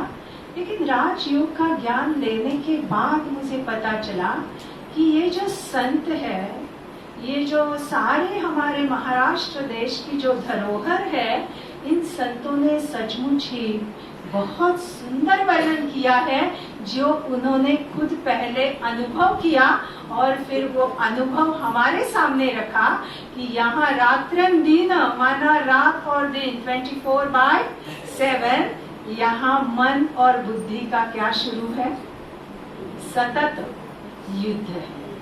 अच्छे विचार और बुरे विचारों का क्या है, यहाँ युद्ध है, द्वंद्व है. और उस द्वंद्व के लिए अगर उस द्वंद्व को जीतना है, उस युद्ध में हमें जीत प्राप्त करनी है, तो क्या चाहिए. क्योंकि उन्होंने कहा अंतर्बाह्य जग आणि मन. मन शब्द कहाँ है, मना जग में भी है, दुनिया में भी है और हमारे मन में है. तो ये जो मन में युद्ध चल रहा है, इस युद्ध के कारण हमने बाहर का मेकअप कितना भी किया, लेकिन सतत नहीं वो रहेगा. कुछ छोटी सी बात हो गई, छोटा सा इंसल्ट किसने किया, कितनी छोटी छोटी कभी कभी बातें होती है. हम कई बार सचमुच ही जब लेक्चर देने के लिए ऐसे महिला मंडल में जाते हैं ना, तब ऐसे कुछ बताते हैं किससे. समझो कि आपने एक बहुत सुंदर साड़ी 3, 4, 5, 6 दुकान ढूंढ के खरीदी, क्योंकि हमारी तो एक ही यूनिफॉर्म की साड़ी रहती है, और आपको पता है आपने तो 1 या 2 या 3 रंग पहने हैं. न्यूटन के हिसाब से मैंने एक साथ 7 रंग पहने हैं. तो सबसे कलरफुल कौन मंजूर है, क्योंकि 7 रंगों का जो मिक्सचर है वो 7 कलर्स का वो सफेद दिखता है. ओके, तो ये उदाहरण देते हैं कि अगर आपने बहुत ढूंढ के साड़ी खरीदी और फिर कोई फंक्शन है, नवरात्रि में होता है ना वो कि एक दिन का एक कलर होता है, तो फिर आप वो आपकी जो बहुत पसंद और बहुत आपने एकदम ज्यादा समय लेके साड़ी पहनी है, वो पहन के अगर आप ऑफिस में गए और फिर आपकी फ्रेंड को ना आप एक्सपेक्ट करते हो कि अभी जाने के बाद बोलेंगे सब वाओ क्या साड़ी है, और फिर ऐसे 2-3 लोगों ने बोला, लेकिन जो आपके फास्ट फ्रेंड है 2-3, उसने कहा ये क्या साड़ी पहनी है. चेहरा डाउन. देखो इन्होंने कहा डाउन, आप सब मंजूर है इनसे, वो कह रहे डाउन. अब ये साड़ी मेरे पसंद की है ना, तो उसका नहीं मना, मैं बता रही हूँ कि मन की बात, मेरे पसंद की साड़ी है, कह सकती हूँ मैं. अच्छा आपको नहीं अच्छी लगी, मुझे तो बहुत अच्छी लगी, लेकिन उसी समय आपका चेहरा कैसा हो जाता है. इतना मन सूक्ष्म है. कहने का भाव ये है, इतना मन सूक्ष्म है. एक छोटा सा विचार उसने दिया और फिर उसके ऊपर अरे फिर लेनी नहीं चाहिए, देखो कितनी महंगी साड़ी ली, सब सारी एक चेन वहां चलती है और हमारा चेहरा ये मेकअप सदा रहे. इसके लिए इस बहुत ही सुंदर समय पर जो कलयुग चल रहा है, कलह क्लेश का युग चल रहा है, इस समय श्रीमद् भगवत गीता, इसमें एक बहुत सुंदर वचन परमात्मा ने दिया. वो है, आप सब उस श्लोक को जानते हैं क्योंकि महाभारत सीरियल तो सबने बड़ी अच्छी खासी देखी है. यदा यदा हि धर्मस्य ग्लानिर्भवति भारत अभ्युत्थानमधर्मस्य तदात्मानं सृजामि अहं परित्राणाय साधूनां विनाशाय च दुष्कृतां धर्म संस्थापनार्थाय संभवामि संगम युगे। मैं आऊंगा, उसमें युगे युगे लिखा है, लेकिन दरअसल वो है संगम युगे। क्यों, मैं आपको बताती हूँ। अगर समझो भगवान आ गया द्वापर युग में, ठीक है, ठीक है, भगवान द्वापर युग में आ गया और उसने यहाँ जो सारा केओस चल रहा है, सब कुछ जो कुछ एकदम सब एक दूसरे को नहीं पहचान रहे हैं, सब कुछ यहाँ युद्ध का मैदान है, और परमात्मा अगर सचमुच आ गया तो वो जो काम करेगा वो कैसा करेगा कि तुरंत कलयुग आएगा? अरे भगवान काम करेगा फिर तो वो ऐसा काम करेगा कि कितने सालों तक यहाँ सारा का सारा एकदम सुचारू रूप से चलेगा। ऐसा काम भगवान करेगा ना। भगवान कोई हमारे जैसा साधारण थोड़ी है कि आ गया, थोड़ा सा निपटा लिया, फिर से खराब हो गया, थोड़ा सा निपटा लिया, फिर से खराब। ऐसा काम भगवान करेगा? तो उसने कहा कि मैं संगम युग अर्थात कलयुग का जो अंतिम समय है, जहाँ यहाँ रात दिन युद्ध शुरू है, मन और बुद्धि में जो युद्ध शुरू है, छोटी छोटी बातों में जो हम मूड ऑफ करते हैं, ऐसे समय पर मैं आता हूँ। और ऐसे समय पर आकर मैं क्या करता हूँ? मैं क्या करता हूँ? क्या करता हूँ? यहाँ है ध्यान। क्या करता हूँ? मैं आपके अंदर जो कलह क्लेश है उनको हमेशा के लिए निकाल देता हूँ, क्योंकि मैं तो ऊंची हस्ती हूँ। और फिर आधा कल्प तक यहाँ स्वर्ग ही लगा पड़ा रहेगा। ये काम भगवान करता है। भगवान को ये नहीं, भूकंप आ गया भगवान आ गया, बाढ़ आ गई भगवान आ गया, थोड़ा सा निपटा लिया फिर से हो गया, फिर वो भगवान कैसा है ना। तो इसीलिए वो आधा कल्प कितना समय वो बताइए। तो आधा कल्प शुद्धा बहन को तो ऐसा है कि सबको स्वर्ग में लेके जाना है। आपको कोई डर तो नहीं रहेगा? बाप रे, आए थे कीर्तन सुनने, यहाँ तो स्वर्ग की बातें चल रही है। अभी तक तो मुझे कितना जीना है, वो सारी साड़ियाँ पहनी भी नहीं है, अब तक कपाट में है पड़ी हुए। मजाक की बात कर रही हूँ, लेकिन एक बात निश्चित है, हमारी जो बुद्धि की लिमिटेशंस है वो बहुत ही छोटी है।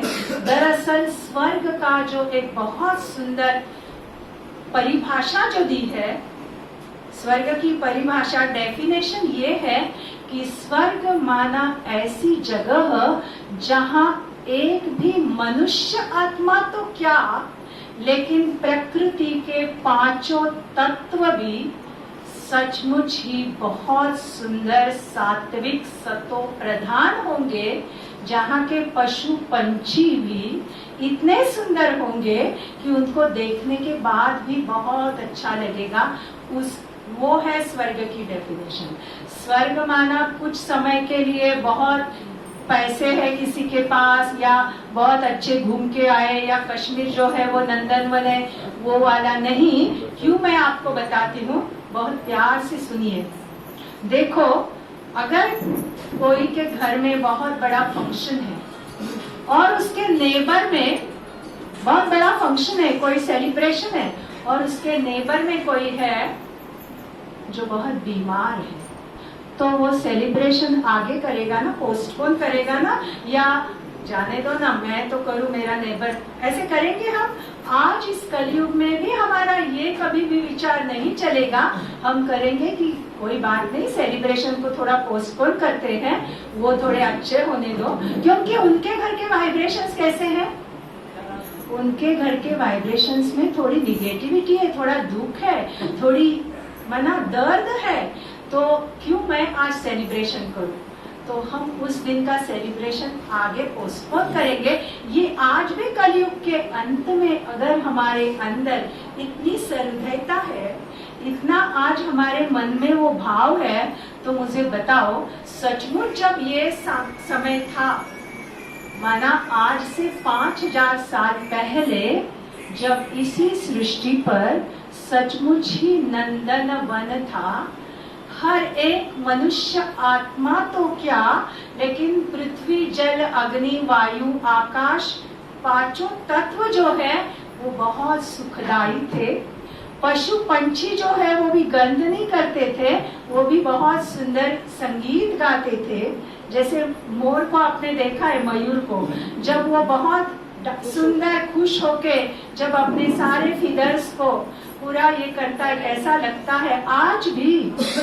तो आप देखिए वहाँ प्रकृति इतनी सुंदर कि आज भी कलयुग में आम का फल कितना सुंदर है, उसको फलों का राजा बोलते हैं। वहाँ तो सारे फ्रूट्स ऐसे होंगे, तो वो है सचमुच स्वर्ग। और उसमें जाने के लिए जो अमृत पीना है वो यहाँ पीना है। तो आप सब कौन सा अमृत रोज सुबह शाम पीते हैं? उठने के बाद कई लोग आजकल बहुत अमृत के बिना उनका चलता नहीं, और लिखा भी रहता है कई दुकानों पर अमृत तुल्य चाय है ना, लिखा हुआ तुल्य लिखा है, अमृत के समान। और वो अमृत समान चाय पीने के बिना आजकल किसी की गाड़ी भी नहीं चलती। लेकिन यहाँ राजयोग में स्वयं परमपिता परमात्मा जो है, सत्यम शिवम सुंदरम जो है, वो कहते हैं कि मेरे प्यारे बच्चे, जैसे अभी ज्ञानेश्वर जी ने कहा कि यहाँ ट्यूब लगी, प्रकाश पड़ला, तो यहाँ जो अंधेरा हो गया है, जो निगेटिविटी का है, जो व्यर्थ चिंतन का है, उस अंधेरे को जगाते हैं, निकालते हैं। क्योंकि वैसे देखा जाए तो अंधेरा का कोई स्रोत नहीं है, प्रकाश का स्रोत है। साइंस के हिसाब से भी प्रकाश का स्रोत होता है सूरज, लेकिन अंधेरे का स्रोत नहीं होता। प्रकाश का अभाव अंधेरा है। अंधेरा माना क्या? जहाँ लाइट नहीं है उसको अंधेरा कहते हैं। और अगर समझो यहाँ इस रूम में बिल्कुल एकदम डार्कनेस है, अंधेरा है, और अगर किसी ने चाहा कि इस अंधेरे को निकालते हैं और झाड़ू लेकर निकालने लगे, इज इट पॉसिबल? और जो करेंगे वो दूसरे हंसेंगे। लेकिन अगर कोई छोटा सा भी यहाँ बच्चा आया और उसने एक माचिस ली और तीली से केवल एक छोटी सी कैंडल जगाई, तो इतना घना अंधेरा क्या हो जाता है? प्रकाश में बदल जाता है। बिल्कुल वैसे ही राजयोग जो है, जो परमपिता परमात्मा शिव इस कलयुग के अंत में जिसको कहा जाता है संगम युग।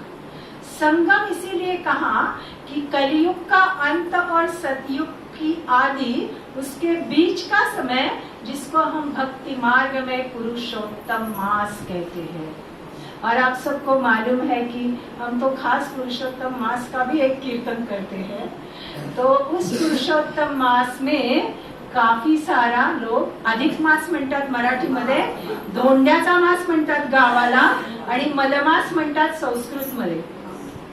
मलमास माना यहाँ का मैल निकालने का मास, धोंड्याचा मास म्हणजे बुद्धी आपली धोंड्यासारखी झाली, म्हणूनच धोंड्याच्या मूर्तीत आपण पूजा करायला लागलो, तो उसको धोंडे को क्या करना है? दगडाला देवपण द्यायचं। पुरुष माना आत्मा, उत्तम माना अच्छी, आत्मा को उत्तम से उत्तम बनाने का समय।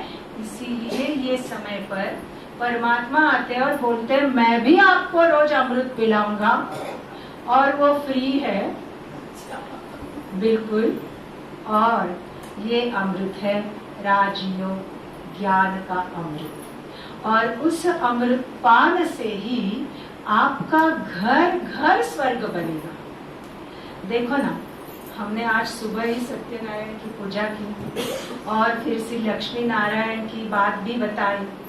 तो जिस घर में लक्ष्मी नारायण रहते हैं और उनके बच्चे, वो घर क्या होता है ना? स्वर्ग होता है ना। तो स्वर्ग माना कोई ऊंचा स्थान नहीं, लेकिन क्यों ऊंचा बोलते हैं ये भी हमको राजयोग में समझा। अभी तो साइंस के हिसाब से हम सबको मालूम है, हम तो मार्स पर गए, ऊंचे गए, वहां कोई जीव सृष्टि नहीं है, लेकिन ऊंचा बोला क्यों? सोच रहे थे हम, तो उसका अर्थ राजयोग में ये बताते हैं कि जब इसी धरा पर 5000 साल पहले स्वर्ग नंदनवन जैसा एक समय था जिसको सतयुग कहते थे, वहाँ रहने वाले लोगों की संस्कृति माना संस्कार युक्त कृति कर्म उच्च थे। क्या थे? उनका रहन सहन विचार दृष्टि वृत्ति कृति क्या थी? उच्च थी। उस उच्च को हमने उच्च कर दिया, तो हमने क्या कहा? स्वर्ग कहाँ है? उच्च। जैसे नहीं कोई बोलते है ना, high thinking, simple living and high thinking माना उच्च, है ना। तो इसीलिए वहाँ सब कुछ उच्च था, ऊंचा था। अरे इनकी तो विचारों की बहुत ऊंची है, हम बोलते हैं ना, तो ऊंचा था। तो हमने स्वर्ग को क्या कर दिया? ऊपर कर दिया। ऊपर कोई स्वर्ग नहीं है। राजयोग में परमपिता परमात्मा शिव बताते हैं यहाँ ही है, यहाँ भी है। जब हमारे अंदर स्नेह के सद्भावना के विचार है तो यहाँ, और वो नहीं है तो नर्क कोई नीचे नहीं है। लेकिन हमारी सारी वैल्यूज जो है वो खत्म होती है। माना कहते हैं ना, कोई किसी को अच्छा शब्द नहीं है, ऐसा नहीं बोलो, नीच है। नीच माना दर्जा बिल्कुल कम। तो नर्क भी नीचे नहीं है, यहाँ ही दोनों है, बुद्धि में ही है। अगर अच्छे विचार है, अच्छा कर्म है, हाई थिंकिंग है, दूसरे के प्रति सद्भावना है, शुभ भावना है, शुभता है माना शुभ देने की वृत्ति है, और पंढरीनाथ भी है, तो फिर क्या होगा? ओम भी होगा। नहीं, ओम माना क्या सब जानते हैं, सहजन भी होगी और जय तो सदा है ही। तो फिर वो सचमुच। तो कहने का भाव ये है कि हम आज से हमारे मन की ब्यूटी, आत्मा की ब्यूटी अगर रोज थोड़ी भी बढ़ाए, उसका थोड़ा मेकअप करें, तो फिर ये इस मेकअप भले आप जिसको चॉइस है कर सकते हो, खुशी है, कोई बात नहीं, आप और भी सुंदर दिखेंगे क्योंकि मन भी सुंदर और तन भी सुंदर। लेकिन दरअसल ये सदा रहने वाला है। और इसीलिए आपने देखा होगा, कोई देवता को आपने कभी देखा रिंकल्स आई है? रिंकल्स, कोई देवी के ऊपर रिंकल्स देखी कभी? इसका मतलब वो सदा ही वंडरफुल ना, सदा ही तरुण ना, एकदम नौजवान, वरना जवान नहीं, पर कभी किसी भी देवी के चेहरे पर रिंकल्स नहीं देखी ना। अच्छा, चश्मा, बाल नहीं मैं बोलती क्योंकि आजकल काले करते हैं ना, ठीक है। तो इसीलिए हमने कभी नहीं देखा, लेकिन उसके बारे में हमने नहीं सोचा। सचमुच परमपिता परमात्मा शिव, जिसको हम बहुत प्यार से पिता के रूप में बाबा बोलते हैं, अच्छा है ना। जैसे बच्चा भी जब जन्म लेता है पहले दो ही शब्द बोलता है, बाप बाप बाप और माँ माँ। तो फिर वो कहता है कि मैं तुम्हारी ऐसी ब्यूटी बनाऊंगा, क्योंकि श्री लक्ष्मी और श्री नारायण कोई भी ब्यूटी पार्लर में नहीं जाते, आपको पता है। लेकिन उन्होंने संगम युग में जब परमपिता परमात्मा शिव इस धरा पर ब्रह्मा के द्वारा आए, तब उन्होंने इस राजयोग ब्यूटी पार्लर में आके मन की और बुद्धि की अर्थात आत्मा की जो ब्यूटी है, उस ब्यूटी को इतना ऊंचा किया कि उनको 2500 साल तक ब्यूटी पार्लर की आवश्यकता, वहां कोई भी नहीं जाता माना ब्यूटी पार्लर में, जरूरत नहीं। लेकिन जब हम लक्ष्मी को देखते हैं, जब हम नारायण को देखते हैं, न केवल लक्ष्मी नारायण, आप वहाँ की एक एक मूर्ति, आज कुछ शो भी दिखाने वाले हैं, शुद्धा बहन बोल रहे थे कल, तो सब देखना 2-3 मिनट का, लेकिन बाद में ऑब्जर्व करना उनकी आंखें, उनका फॉर्म। अभी ये नहीं बोलना चाहिए, पर आजकल की लैंग्वेज में उनका फॉर्म भी कैसा है ना, हम ऐसे नहीं बोलते ना, लक्ष्मी, क्या लक्ष्मी का फॉर्म है ऐसे बोलते कभी नहीं, परंतु एक्यूरेट, एकदम परफेक्ट। तो इसीलिए हमें ऐसा बनाने के लिए परमपिता परमात्मा शिव इस धरा पर आए हैं और वो कहते हैं कि आपको फ्री है। हमने यहाँ स्कीम निकाली है, आप सब ध्यान से सुनना। और जिनको सेल में जाने की बहुत मना खुशी होती है, सेल लगता है तो जाते हैं ना, दिवाली हमारे यहाँ इतना क्रिसमस में नहीं होता, विदेश में तो हमने देखा क्रिसमस में जब से बड़ा सेल होता है, पर यहाँ दिवाली में होता है। अच्छा, उस सेल में क्या होता है, ज्यादा से ज्यादा 2 पर 1 फ्री, 1 पर 2 फ्री, चलो एकदम बहुत भीड़ लगती है। आप सबको मैं आज एक खुशखबरी देने वाली हूँ, यहाँ भी एक सेल लगा है, यहाँ 1 पर 20 फ्री है। तालियां तो बजाओ, ये भी बताना पड़ता है क्या, 1 पर 20 फ्री, कभी सुना?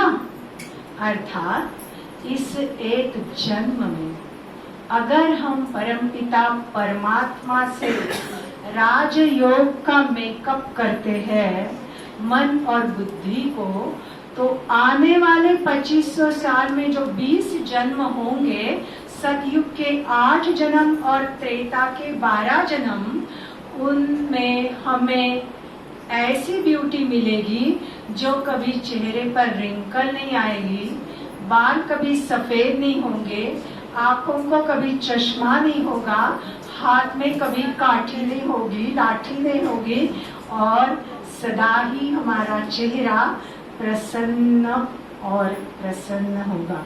तो आपको ये सेल अच्छा लगा? अच्छा, केवल बहुत अच्छा लगा करके तालियां बजा के जाएंगे तो लेना, लेकिन इस सेल में आपको भी भाग लेना है। और यहाँ एक ही ऐसा मना राजयोग है, सचमुच मना मैं जब बहुत अभी 28 साल हमको हो गए इस राजयोग में, पहले बहुत सारे क्वेश्चंस भी थे, बहुत सारा मना ये था कंफ्यूज थोड़े से, लेकिन खुद स्टडी किया। फिर उस समय क्योंकि आज के जैसा गूगल और यूट्यूब ये सब नहीं था, उस समय कैसेट्स थी, पता है वो ऐसे रिबन होती, वो कैसेट्स थी।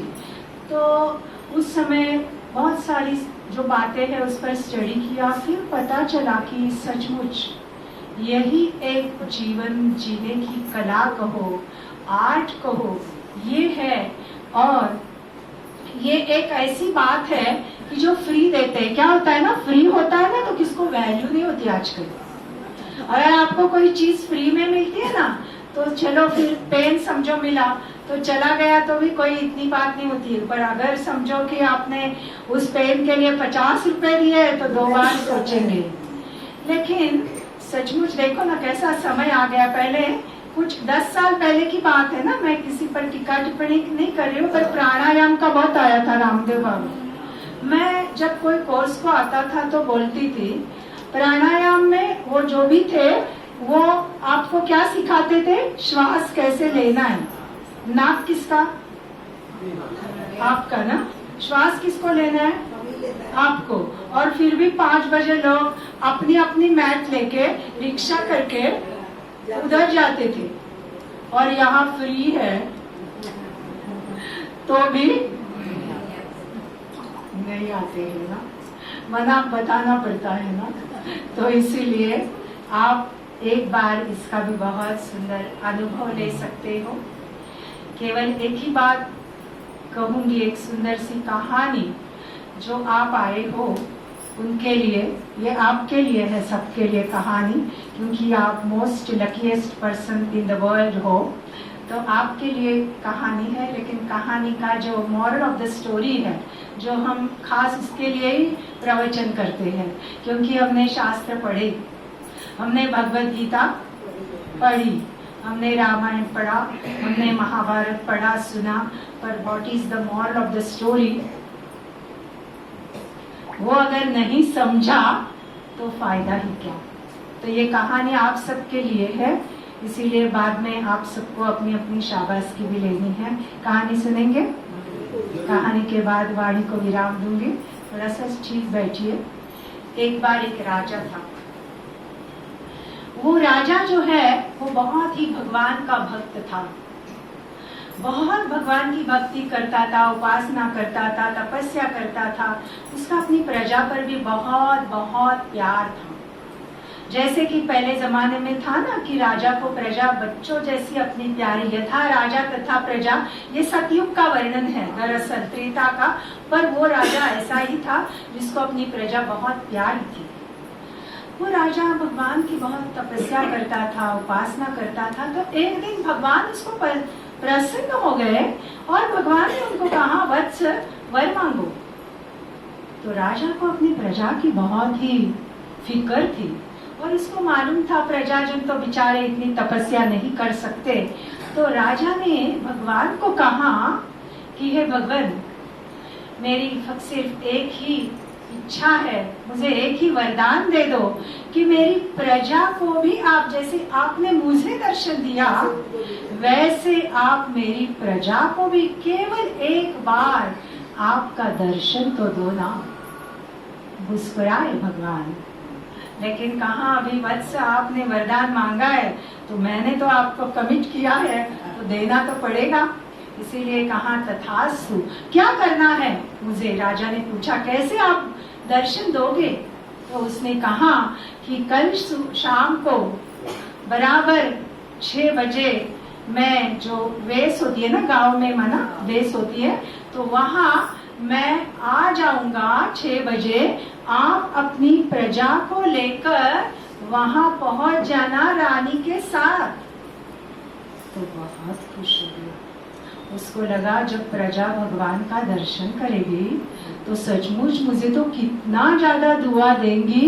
मैंने भले तपस्या की है, लेकिन अगर प्रजा भगवान का दर्शन करेंगी तो मुझे बहुत दुआ देंगी। तो उसने मंत्री को कहा, ऐलान कर दो पूरे गांव में कि मराठीत म्हणतात ना, ऐका हो ऐका, सब सुन लो, दवंडी बोलते हैं उसको, कि कल शाम को राजा के साथ हमें उस मंदिर में जाना है। शिव का मंदिर था छोटा सा वेसी पर, और वहां साक्षात भगवान आपको दर्शन देने वाले हैं। ऐसी सारे गांव में ये की इतनी खुश हो गई सारी प्रजा। फिर राजा का गुणगान करने लगी, सचमुच राजा हो तो ऐसा, क्या हमारा राजा है, बेचारा खुद तपस्या करता है और भगवान के दर्शन हमें भी मिलते हैं। बहुत खुश हो गए। कब कल का दिन आएगा और कब हम भगवान का दर्शन करेंगे, इसके लिए बड़े ही आतुर हो गए। और फिर दूसरा दिन आ गया। राजा ने कहा था कि सब 4 बजे ही तैयार होंगे, 6 बजे भगवान दर्शन देने वाले हैं, इसीलिए 4 बजे ही हम तैयार होंगे। सब मेरे साथ और रानी के साथ सब हमारे पीछे पीछे आएंगे और कोई भी रास्ते में कहाँ भी नहीं रुकेगा, कुछ नहीं बोलेगा, बस भगवान का नाम लेते लेते सब वहां पहुंच जाएंगे और दर्शन करेंगे। मंजूर है? सब प्रजा ने कहा बिल्कुल मंजूर है राजन, आप जैसा राजा सबको मिले। सुनना ठीक से कहानी, आपकी कहानी है, आपके लिए है। तो फिर 4 बज गए, सब प्रजा इकट्ठी हो गई और राजा जो है वो और रानी दोनों आ गए, दोनों सामने हैं, सारी प्रजा पीछे है। एक बार मुड़ के राजा ने प्रजा को प्रणाम किया, कहा आप सबको याद है ना, आप सबको बस मेरे और रानी के पीछे पीछे चलना है, कोई भी बीच में नहीं रुकेगा, और जब भगवान दर्शन देंगे उनको दंडवत करना है, अपनी इच्छा जो संकल्प है वो मांगना है और वापस आना है। प्रजा ने कहा हाँ राजन, हम कहाँ रुकने वाले हैं, इतना सुंदर सुनहरा मौका हमको कहाँ मिलेगा। राजा और रानी चलने लगे। ठीक से सुनिए, कीर्तन में ना कथाएं होती है, थोड़ी एंटरटेनमेंट। तो फिर चलने लगे और फिर थोड़े जाने के बाद, रास्ता काफी लंबा था, थोड़े जाने के बाद वहां सबने देखा कि तांबे के सिक्के थे, बहुत सारे चमचमाते हुए, एकदम लाल लाल प्योर कॉपर। और फिर जो थोड़ी गरीब प्रजा थी, उन्होंने इतने सिक्के तो कभी एक साथ देखे भी नहीं थे। उन्होंने देखा, अरे क्या बात है, वो भी फ्री, चलो जल्दी से, वो तो बाद में हम ये करेंगे, जाएंगे पहले घर जाकर थैली लाते हैं और ये तांबे के सिक्के जो इतने फ्री में मिल रहे हैं वो लेते हैं और फिर थोड़े लोग चले गए। राजा और रानी तो भगवान की याद में चल रहे और आगे गए तो बहुत सुंदर सफेद चमचमाते हुए चांदी के सिक्के। अरे ये तो क्या बात है, वो भी फ्री में। अब तो बात मत पूछो, कई सारे जो प्रजा के लोग हैं जिन्होंने इतनी चांदी एक साथ देखी ही नहीं थी, वो बोले ऐसे चांदी के सिक्के देखो भगवान को मिलने के पहले ही मिल रहे हैं, चलो सारे। फिर वो भी चले गए थैलियां लेने के लिए और आगे गए।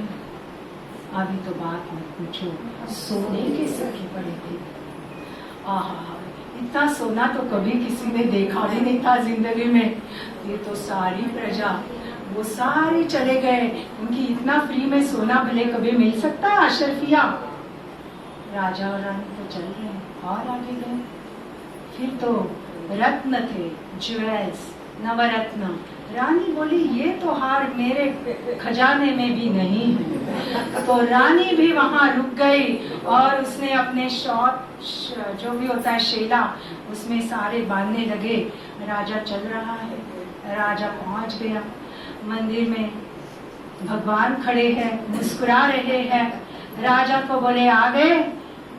राजा बोला हाँ भगवान, सारी प्रजा को लेकर आया हूँ। अच्छा जरा पीछे मुड़ के देखो तो सही, कहाँ है प्रजा? रानी भी नहीं थी। तो राजा को भगवान ने कहा कि राजन, केवल वही लोग भगवान को मिल सकते हैं जो मन के राजा होते हैं। तो आप सब कौन हो? तो इतने सारे जो है उसमें से कितने लोग सुनते हैं, कितने लोग समझते हैं? तो आप सब मन के राजाओं के लिए यहाँ साक्षात स्वर्ग तो बाद में देखेंगे ही, लेकिन राजयोग का कोर्स भी है। मन का राजा बनना सबसे अच्छी बात है और गिने चुने लोग ही वो होते हैं, इसीलिए राजा ही पहुंच गया, बाकी सारे वहां ही रुक गए।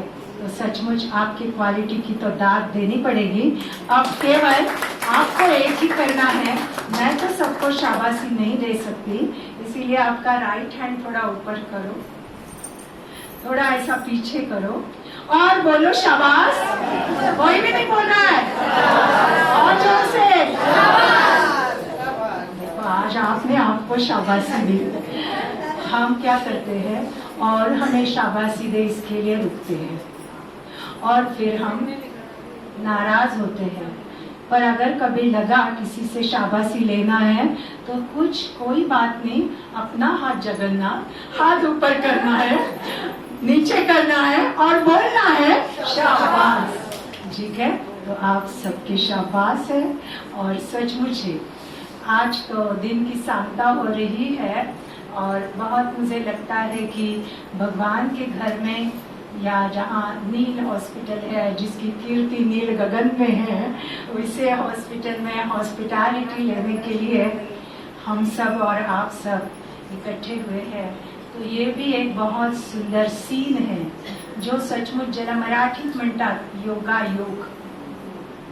योगायोग म्हणजे काय की असा योग की जो, आणि त्यातही पुन्हा म्हणतात मणि कांचन योग। एक सुंदर शब्द है संस्कृत सा, लेकिन राजयोग सीखने के बाद ही मुझे पता चला जब आत्मा रूपी मणि कांचन माना सोने जैसी बनने के लिए हम राजयोग सीखते हैं, तब होता है मणि कांचन योग। और आज योग वो आ गया है, इसीलिए आप सब भुवनहार जिनके अंदर देवत्व तो है ही, बस उसको मेकअप करके निखारना है। ऐसी सारी देवी देवताओं की सभा को दिल से प्रजापिता ब्रह्मा कुमारी ईश्वरीय विश्वविद्यालय और सारे नील फैमिली के स्वीट जो परमात्मा के बच्चे हैं, उसमें सबसे पहला जो उत्सव मूर्ति और उत्साह मूर्ति है ये मंगलाताई है। मंगलासना कारण काल नाव ऐकलेलं, या जरा। उनकी एज केवल 79 है, सिर्फ और कल क्या हुआ, देखो कैसी मस्त नटून थटून ना, म्हणजे अगदीच भानगड नाही. हा. आणि कल क्या हुआ कि कल ऐसा ही एक मना वो उनके जो महापौर है उनका, हाँ उनका सेलिब्रेशन कल है बर्थडे, तो इन एडवांस किया, तो डांस चल रहा था और मैं देख रही थी. मंगलाताई का उत्साह, वो डांस कर रही थी. अभी ये नहीं, what is the secret behind that, ये पहले समझो फिर तालियां बजाओ. तो secret behind that is she is राजयोगी. अभी बजाए आना. शुद्धा बहन ने पहले राजयोग और पंडितनाथ भाई ने पहले राजयोग सीखा और उन्होंने अपनी माँ को भी उसकी दीक्षा दी कहो या उसका प्रसाद बांटा कहो, क्योंकि केवल सत्यनारायण का प्रसाद खाना नहीं है. आज आपको ये स्पेशल प्रसाद मिला है, तो ये उत्सव मूर्ति है. और कल बहुत सारी बातें बता रही थी और बताते वक्त भी वो उतनी ही बच्चे जैसे है, माना एकदम जैसे बच्चा बताता है ना, वो कभी थकता नहीं, उसको सारा याद रहता है ना. उसको स्टडी भूल जाएगा, बच्चे को बोल रही हूँ क्योंकि ये तो टीचर है, लेकिन उसको सारा. तो इसलिए ऐसे यहाँ सब उत्सव मूर्ति है, उत्साह मूर्ति है, इसीलिए अलग सा उत्सव मनाने की आवश्यकता नहीं है. और सतयुग त्रेता में हर दिन उत्सव है, क्योंकि उत्सव यहाँ होता है तब दिल में उमंग और उत्साह होता है. तो ऐसे उत्सव मूर्ति के साथ सबको. और सबसे बड़ी बात, आज का जो फंक्शन है वो मणिकांचन योग मैंने इसलिए कहा क्योंकि हमारी जो दूसरी छोटी अंचीनाथ ये वो जो है उसकी तो बात मत पूछो, से जल. तो इसका जो MBBS पूरा होके MD में गवर्नमेंट कॉलेज में एडमिशन होना, किसी का क्रेडिटेबल. तो ऐसे समय पर जब इस प्रकार के उमंग उत्साह से जब किसी को अपने आगे के जर्नी के लिए भेजा जाता है, तो वो तो कितनी जन सेवा, ईश्वर सेवा करेगी, उसका तो कोई पारावार ही नहीं है. तो ऐसे नाथ आणि आजी यांची जोडी आणि हे बघा आत्ता पण तयार बघितला. अभी राजयोग से ऐसे होता है.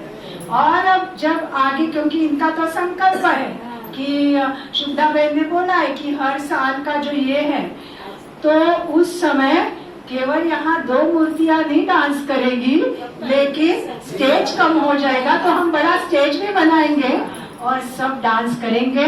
न केवल तन का डांस, परमात्मा हमें सिखाते हैं बच्चे मन का डांस करो. ओम शांति शांति शांति. 2 मिनट उसी परमात्मा की याद में. और ये बहुत सुंदर सुहाना शाम का समय है. आप यहाँ बैठो दोनों.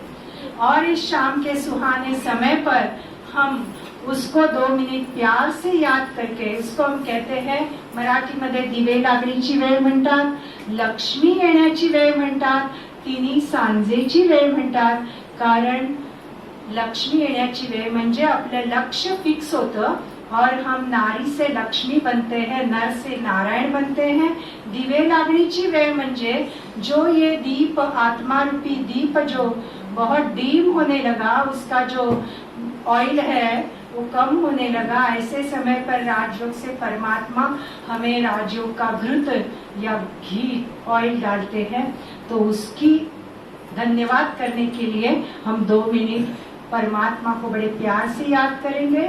आप सबको पता है जहाँ हम कुमकुम तिलक लगाते हैं, यही हमारी शरीर को चलाने वाली शक्ति है, ऊर्जा है, जो आत्मा हम कहते हैं.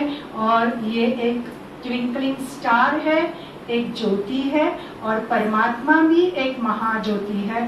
तो इसी को विजुलाइज करके केवल 2 मिनट इस सुहाने संगम पर हम परमात्मा को याद करेंगे. सब बड़े प्यार से बैठेंगे और आप यहाँ भी देख सकते हो, जो परमात्मा यहाँ आप देख रहे हैं पॉइंट ऑफ लाइट, या तो हल्के से आंखें बंद कर सकते हो, जिनको आंखें बंद करने से एकाग्रता होती है भले आप आंखें बंद करो, और जो हम आपको संकल्प दे रहे हैं उन संकल्पों के आधार से एक सुंदर विजुअलाइजेशन करो।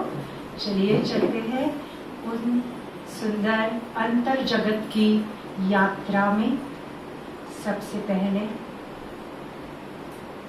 आने वाले आजू बाजू के सब आवाज सुनते हुए भी धीरे धीरे उनको न सुनने की, साक्षी भाव की एक आदत डेवलप करो। बहुत सारी आवाज आ रहे हैं, जा रही है। अब अंतर जगत की यात्रा के लिए मैं तैयार हो गई हूँ। अनुभव करें ये देह, ये शरीर एक मंदिर है। इस देह रूपी मंदिर में मस्तक के बीच आत्मा ज्योति, आत्मा दीपक चमक रहा है। अनुभव करें उसके बहुत सुंदर पवित्र प्रकाश को। मेरे चारों ओर एक बहुत सुंदर पवित्र गोल्डन वाइट लाइट।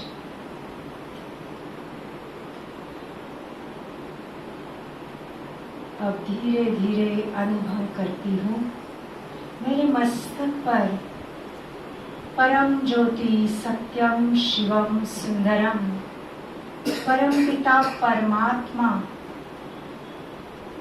विराजमान है, और उनसे सहस्र किरणें मुझ पर बरस रही है। इन किरणों में सुख है, शांति है, पवित्रता है, ज्ञान है, प्रेम है, आनंद है, शक्ति है। सप्त रंगों की इन किरणों से धीरे धीरे मेरा मन बहुत सुंदर हो गया है, शांत हो गया है, शक्तिशाली हो गया है, रिलैक्स हो गया है।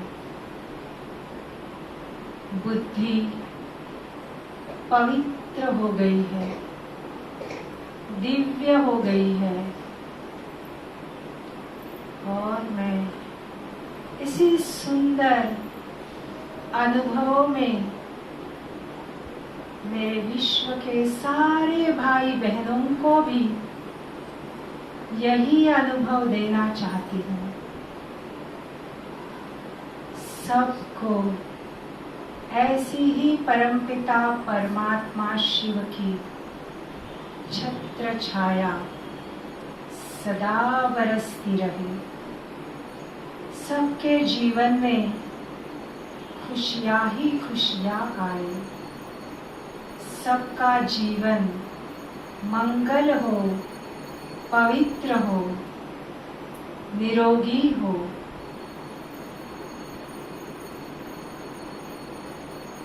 वही वाइब्रेशंस पूरे ब्रह्मांड से फिर से वापस मेरे पास आ रहे हैं, और मैं बहुत खुश, सदा खुश हूँ। परमात्मा का दिल से धन्यवाद अदा करती हूँ। हे परमपिता परमात्मा, आपने मुझे सचमुच कितना न भाग्यवान बनाया है। आपका दिल से शुक्रिया, धन्यवाद, ओम शांति शांति शांति।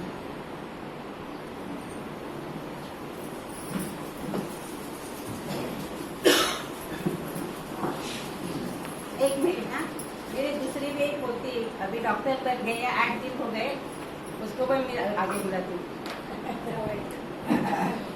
ईशा गडमुळेसाठी जोरदार टाळ्या वाजवा. ज्या सकाळी चेअर लावून दे, चेअर आहेत आपल्याकडे, तिकडून चेअर करून घेऊ. सगळेजण असंच एक 5 मिनिटासाठी सहयोग द्या. सगळे एक 5 मिनिटासाठी थांबतील. जोरदार टाळ्या ईशासाठी पण. ईशा BDS झालेलं आहे, डेंटिस्ट झालेली आहे आणि आता पुढे MDS साठी पण ती तयारी करतेय. मी खूप जास्त वेळ तुमचा घेणार नाही. जसं आता दीदी ने तुम्हाला खूप छान पैकी उन्होंने आप सभी को मेडिटेशन करवाया, तो क्या किया, मेडिटेशन में आप सभी को मन का राजा बनाया. और मन का राजा बनने से क्या होगा, जब हम मन का राजा बनेंगे तो कोई कुछ भी कहेगा, साड़ी अच्छी नहीं है ना, ड्रेस अच्छा नहीं है, तो भी वो मन नाराज नहीं होगा, वो मूड ऑफ नहीं होगा, वो सदा कैसे रहेगा, खुश रहेगा. नरेंद्र भाई या पुढे येते आहे जागा. वो मन हमेशा कैसे रहेगा, खुश रहेगा. वो मन हमेशा शांत रहेगा, प्यार से भरपूर रहेगा. त्यांना पुढे बोलवा. अंकिता, अंशिका थोड़ा नीचे बैठ जाओ.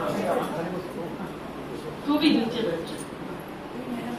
आ जाइए, थोड़ा आगे आ जाइए, 2-3 मिनट. नेहा आ जा, आगे आगे यहाँ आ जा नेहा. तो उस मन का राजा बनना क्यों जरूरी है, जो मन सदा खुश रहेगा, शांत रहेगा, प्यार से भरपूर रहेगा, तो हमारे शरीर में खुशी के हार्मोन्स रिलीज होते हैं, जिसे कहते हैं हैप्पी हार्मोन्स, है ना. हमारे शरीर में जो जीन्स होते हैं, जो हेल्दी जीन्स है, वो ओपन अप होते हैं और हमारे शरीर की जो इम्यून पावर है वो बहुत अच्छी रहती है. तो हमें ये जो बीमारियां होती है, कोविड में सबसे ज्यादा प्रॉब्लम्स किसको हुआ, जिसकी इम्यून पावर ठीक नहीं थी. तो इन्होंने तो कहा कि चलो ब्यूटी पार्लर में नहीं जाना पड़ेगा, लेकिन मैं 2500 साल के लिए आपको गारंटी देती हूँ, आपको हॉस्पिटल नहीं जाना पड़ेगा. तो इसीलिए आप सभी को हॉस्पिटल में बुलाया है, ताकि 2500 साल के लिए आपको कोई भी हॉस्पिटल में जाना नहीं पड़ेगा. ये भगवान की गारंटी है.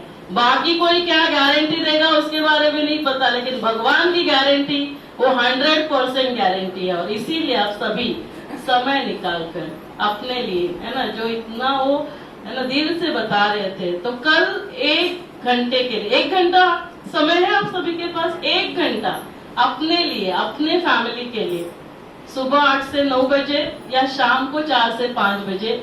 ये समय छोड़कर आपके पास ये 2 समय नहीं है, तो आप मुझे बताइए, वो समय मैं आपके लिए निकाल लूंगी. ओपीडी का समय छोड़कर 10 से 1 बजे मुझे नीचे पेशेंट के लिए समय देना होगा. शाम को 5 से 8 बजे नीचे पेशेंट के लिए समय है. इसके बीच का समय आप मुझे बताइए, 1 घंटा मैं आपके लिए देने के लिए तैयार हूँ. क्या आप अपने लिए 1 घंटा निकालने के लिए तैयार है? प्रभा सिन्हा जी, आप कितने लोगों को लेकर आएंगे? आइए, जोरदार तालियों से प्रभा सिन्हा बहन का स्वागत करते हैं. सभी सुंदर कांड, है ना, और सभी मंचली सखियां यहाँ आनी चाहिए. और सभी आइए, अभी आइए, सखी शारदा भजन मंडल, तो वो सभी यहाँ पे आप मुझे 1 घंटा कल का दिन बताइए, जो भी समय आप बोलेंगे. सुबह आप बोलेंगे 6 बजे, मैं यहाँ तैयार रहूंगी 6 बजे, तो आप बताइए तो कौन सा समय. और सेजल आपके लिए गाड़ी लेने के लिए आएगी, लेकर आएगी. आपको सिर्फ आना है. सेजल जाएगी, कहाँ गई सेजल? तो भगवान आपके लिए व्हेकल भी भेज रहा है. सगळे 2 मिनिटं थांबा. सोनाली 2 मिनिटं थांबा. झालं इथे 2 मिनिटं थांबा. आणि ना पाठीमागून द्यायला सुरुवात करा तुम्ही. सोनाली, मनस्वी, सगळ्यांनी द्यायला सुरुवात करा. उठलेत मग तुम्ही आता सगळ्यांनी कामं करायची. हा, तो प्रतिभा सगळ्यांनी द्यायला सुरुवात करा. तो ये इसीलिए अब तो हम टाइम डिसाइड करेंगे, तो ये इसीलिए देना अभी जरूरी है क्योंकि ये ना समय की मांग है. जब हम राजयोग मेडिटेशन करते हैं तो हम मन का राजा बनते हैं. जब मन हमारा खुश रहता है, हमारा शरीर स्वस्थ रहता है. जब हमारा मन खुश रहेगा, प्यार से भरपूर रहेगा, हम सभी से कैसे मिलेंगे? प्यार से खुशी से मिलेंगे तो क्या होगा, संबंध में मधुरता आएगी। संबंध जो है वो क्या होंगे, बहुत प्यारे होंगे रिश्ते। तो हम सभी के ना आज प्रॉब्लम्स होते हैं थोड़े से संबंधों में, मन मुटाव होता है। हमारी जो दादी है, यहाँ पे आप 3 दादियों को देख रहे हैं, तीनों दादियां आप सभी को ब्लेसिंग दे रहे हैं। जोरदार तालियां इन तीनों दादियों के लिए। जो ये पहले वाली यहाँ की जो दादी है, दादी प्रकाश मणि, जो प्रकाश मणि, जो मणि प्रकाश पूरे विश्व में फैला रही थी। तो दादी हमेशा कहती थी कि संबंधों में यदि हार्मनी होनी चाहिए, संबंधों में क्या बोलते हैं, हार्मनी इन रिलेशनशिप, तो क्या करना है, हार मान ली, बस क्या करना है, झुकना है, हमें हार माननी है, बस हो गया, संबंधों में मधुरता आ जाएगी। तो जब आप राजयोग सीखेंगे ना तो संबंधों में बहुत मधुरता आती है।